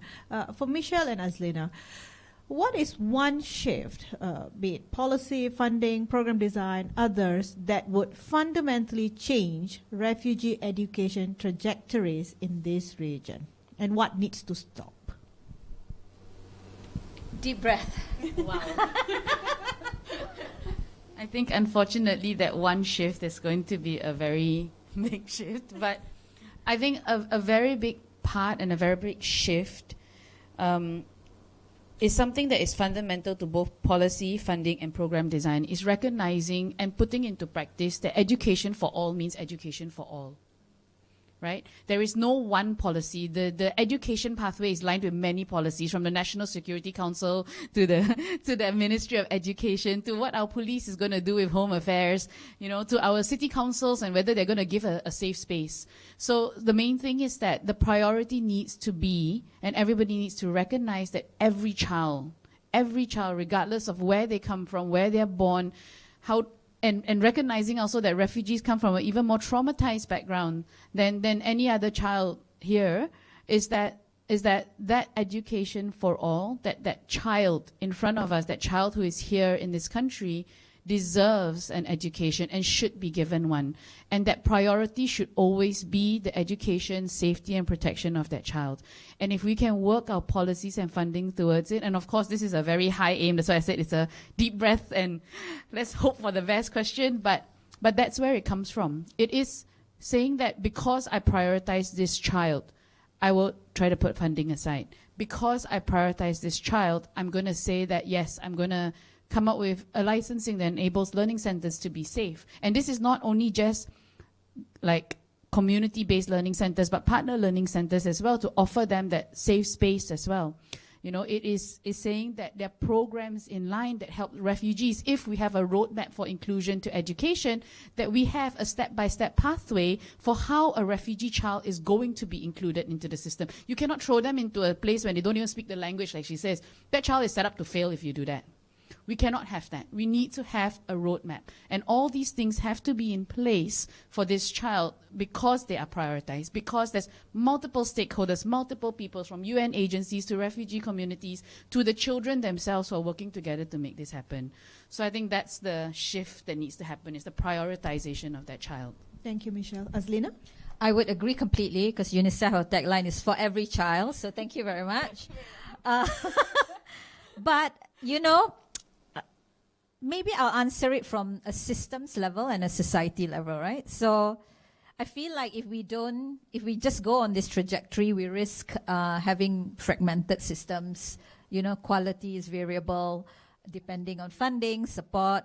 We will continue to have all these persistent issues that we had talked about earlier, right? So for me, the key shift, easy to say, the policy or, you know, wand, right? Like, woof. Yeah. But I feel like at the very basic, there has to be the linking of education to recognized and real opportunities. So it includes certification, it includes mobility, it includes economic participation. Because otherwise, it's very, you know, okay, value of education, but it doesn't translate to real opportunities and rights, right, for the child. And so we talked about, there was this, I mentioned the UNICEF migration priority, and to strengthen that learning to earning component. So education systems with labor pathways. So again, like the whole of system, which is why when the minister mentioned that, that's a great start. At this point, we take what we can get, no? We are like, oh, wow, there's a recognition. So whole of system alignment between, like you say, education, migration, labor, public-private partnerships, regional recognition frameworks. So it only is transformative education if we connect it to opportunity and recognition. So what we need to stop, like I said earlier, looking at programs in isolation from labor market and treating refugee education as parallel or temporary systems.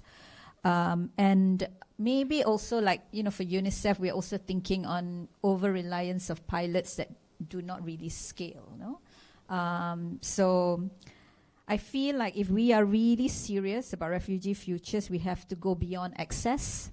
Access is great. We work within the system and, within those structures, but the real challenge is that education is able to lead to futures that are recognized, portable, connected to opportunity.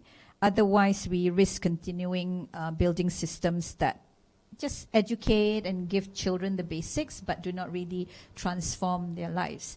And from a society perspective, I have encountered, Ipsos surveys on Malaysians, and this shocked me because I thought these are people I live with, my countrymen, no? And to hear such strong statements against refugee rights.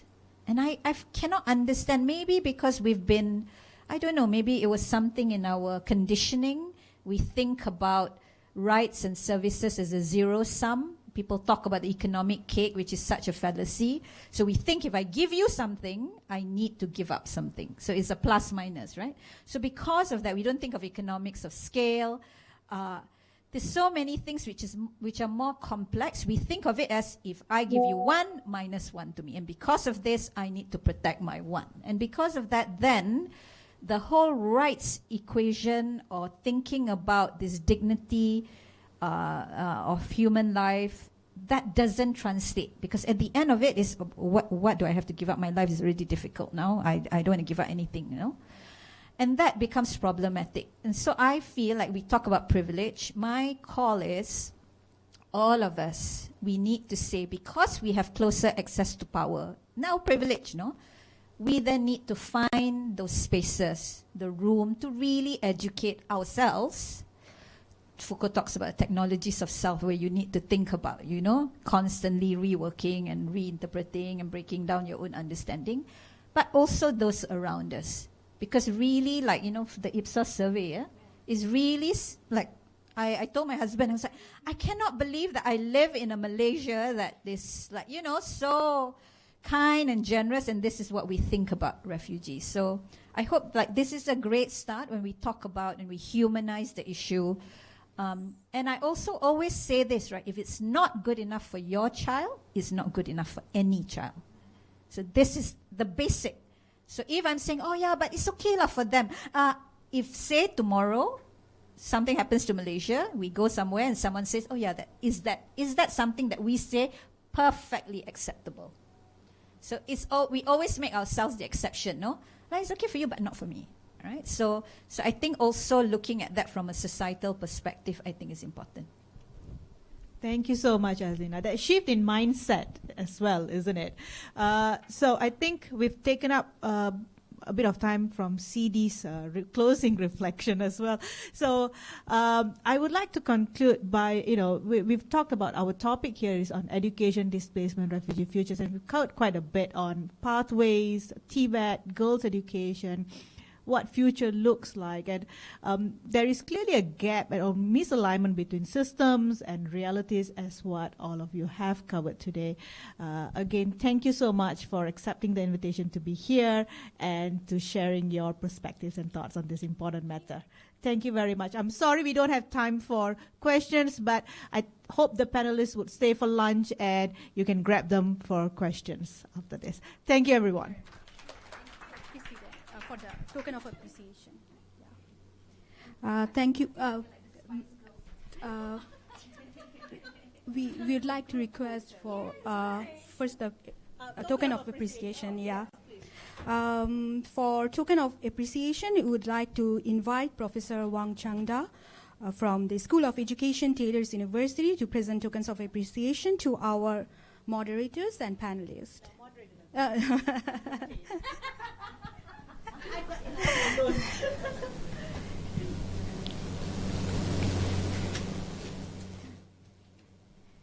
just give a huge round of applause for all our moderator and panelists. Can we do a group photo here? Can I take a photo with you, ma'am, if you don't mind? I'm coming from all the way along. Yeah. Let's do a group photo. Thank you. It's quite an exceptional panel. I seldom meet powerful panel like this.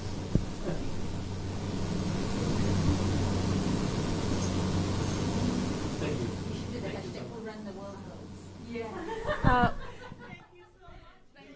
Thank you, Ms. Hema, and to all our panelists for sharing such meaningful and powerful insights. It's quite interesting,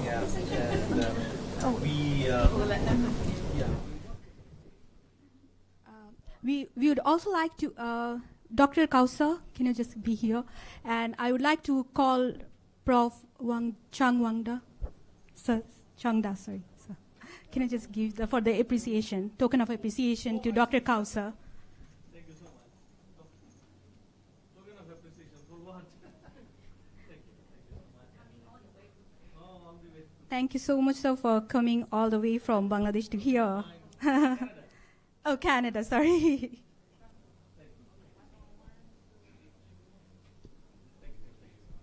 Thank you, sir. Thank you, Prof. As we move forwards, the final segment of today's workshop, we now have the synthesis session titled From Dialogue to Action. This session will help us reflect on the key discussions of the day and identify meaningful and actionable pathways moving forward. It is my pleasure to invite Professor Wang Changda from the School of Education, Taylor's University, to lead this session. Over to you, sir.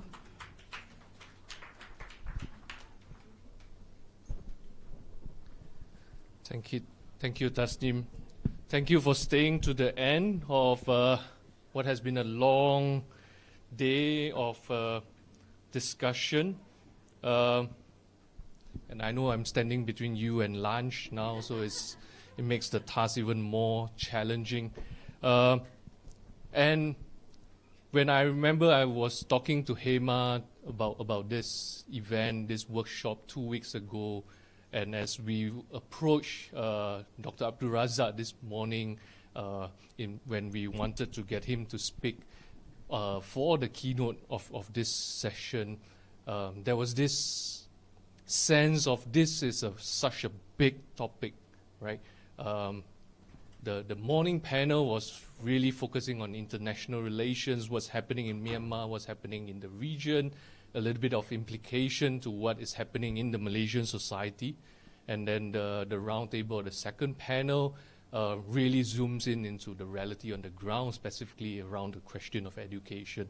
And that really is a accumulation of my own experience. I've not said this in public. In fact, 20 years ago, in my first job out of university, I was actually an officer in the Ministry of Foreign Affairs, Malaysia, and I was actually the desk officer for Myanmar. So I was instrumental in writing a position paper for Malaysia, our embassy, our mission in New York, when the Security Council wanted to refer Myanmar to the Security Council for a discussion. And I was instrumental. I was asked to write the position paper on how Malaysia should actually vote on that particular incident. That was my one and only acquaintance to Myanmar. I've not even been to Myanmar myself. I've worked a lot about some of the developments of Myanmar, especially the time when I was in the ministry. Fast forward that to 20 years now, I came to Taylor's and I get to know colleagues who are doing wonderful work in the night school project, working with refugees, communities with alternative learning centers, and it sort of connects my very isolated experience of what policy and diplomacy, international relations, the reality on the ground was at that point to what is the reality of the people who have been affected and the communities that are living through what is happening in their different countries and societies. And I believe the key to that connection on what we talk about peace building, we talk about war and peace and reconciliation and all that big international relations jargon, to the reality on the ground. And the main connector of all that, to me, is the word education. And I want to thank Professor Imtiaz in his sharing earlier. I think that really gives us a glimpse to what education can actually play a role. And to me, education and learning is both the connector of what is happening at the global scale to what is actually happening in the individual lives of people who are living day to day, which means children and families in this sense. And education and learning is not only just going to school, but it is the instrument of hope for many of these people when they don't have anything left, and the ability and the opportunity to learn is really their only hope. And if we believe that education is that hope, and we cannot wait for when situation is sorted out, these people can go back or get resettled, then we need to think about how should education and learning be given to them, because it cannot wait, right? The longer we wait, we are further depriving them of this hope of what the future will host. And I think two important concepts that came out very much from the earlier panel, and that runs very strongly into the second panel, is the two rights, the rights to education and the rights to work. Although there has been work done by certain different groups that did the estimate that the opportunity cost of not allowing the refugees to work is about 4 to 6% of the GDP, right? But I wish to ask the more important question is, what is the cost of not educating the refugees? What is the cost collectively, not only for the host country, but collectively for us as a global society? What is the cost of not educating a generation of young people? And I think that is something that we need to put our heads together and address this, because education for all, rightfully, as Michelle has mentioned, it needs to have consistency in what it means. It's just not a slogan. It's just not because it is in the SDG, it's a goal that we are trying to push, but what does that really mean in the context of Malaysia? Very quickly, I had a conversation with a refugee school in Thailand on Sunday with the person who runs this refugee school in Thailand. And the Thai government apparently has taken the right to education and education for all as serious as a child, regardless of his status. The school is a safe place. So the child is actually assured of his or her safety, on even including the travel from home to school and from school back to home. So it's the kind of safety and assurance is that police and local authorities would not act on these people if they are in school, and that has been sort of assured in the rights of given by the Thai government, right? So the school as a safe space, I think, is perhaps one of the first questions we need to ask ourselves when education for all, and what does that mean? And going on to that question about education, also touch on a few other things besides the school being safe. I think we have spoken a lot, the panel have shared a lot about what the curriculum should be like, what systems and what schools should be like, how does education and learning responds to the realities of all the students and children who are going through that.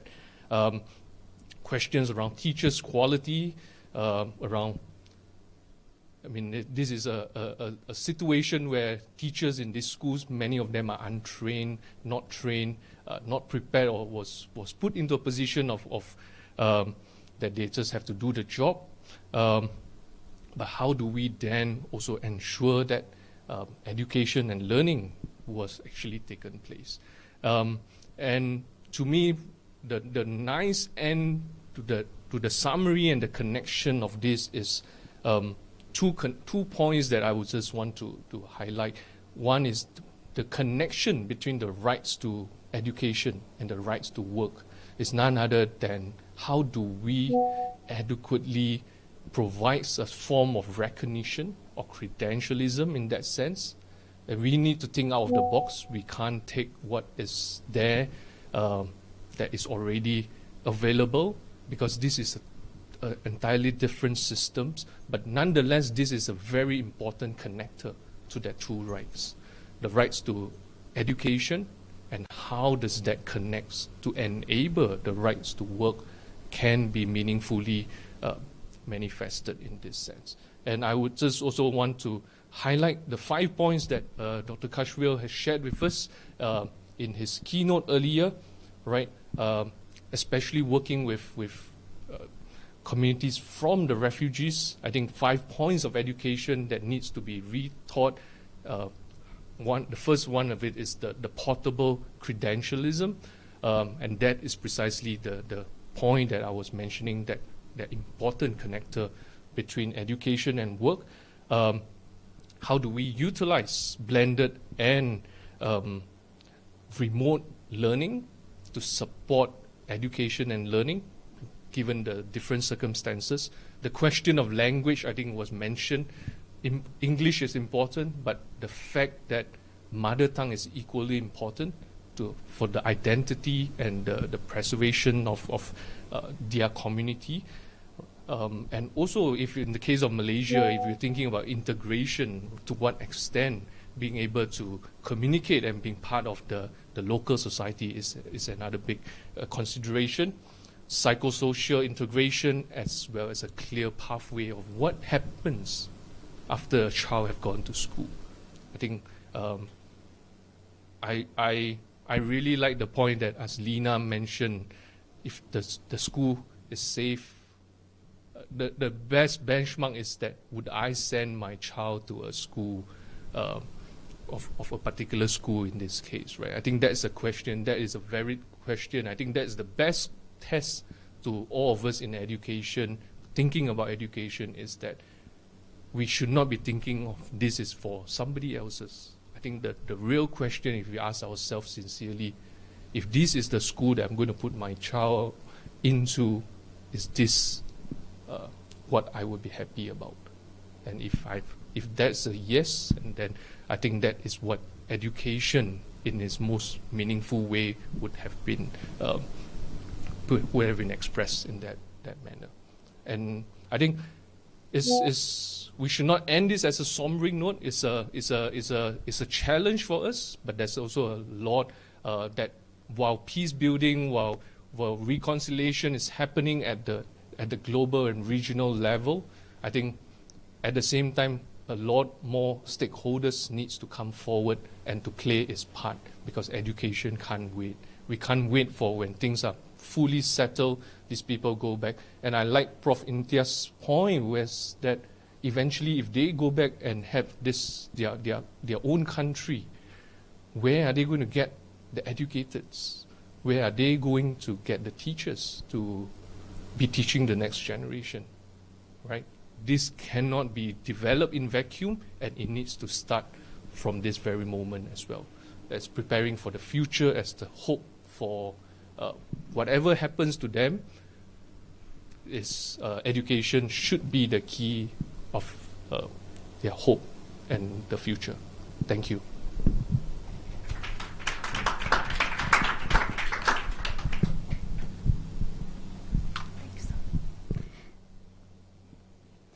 Thank you so much, Professor Sedi, for bringing together the key ideas and guiding us towards action-oriented outcomes.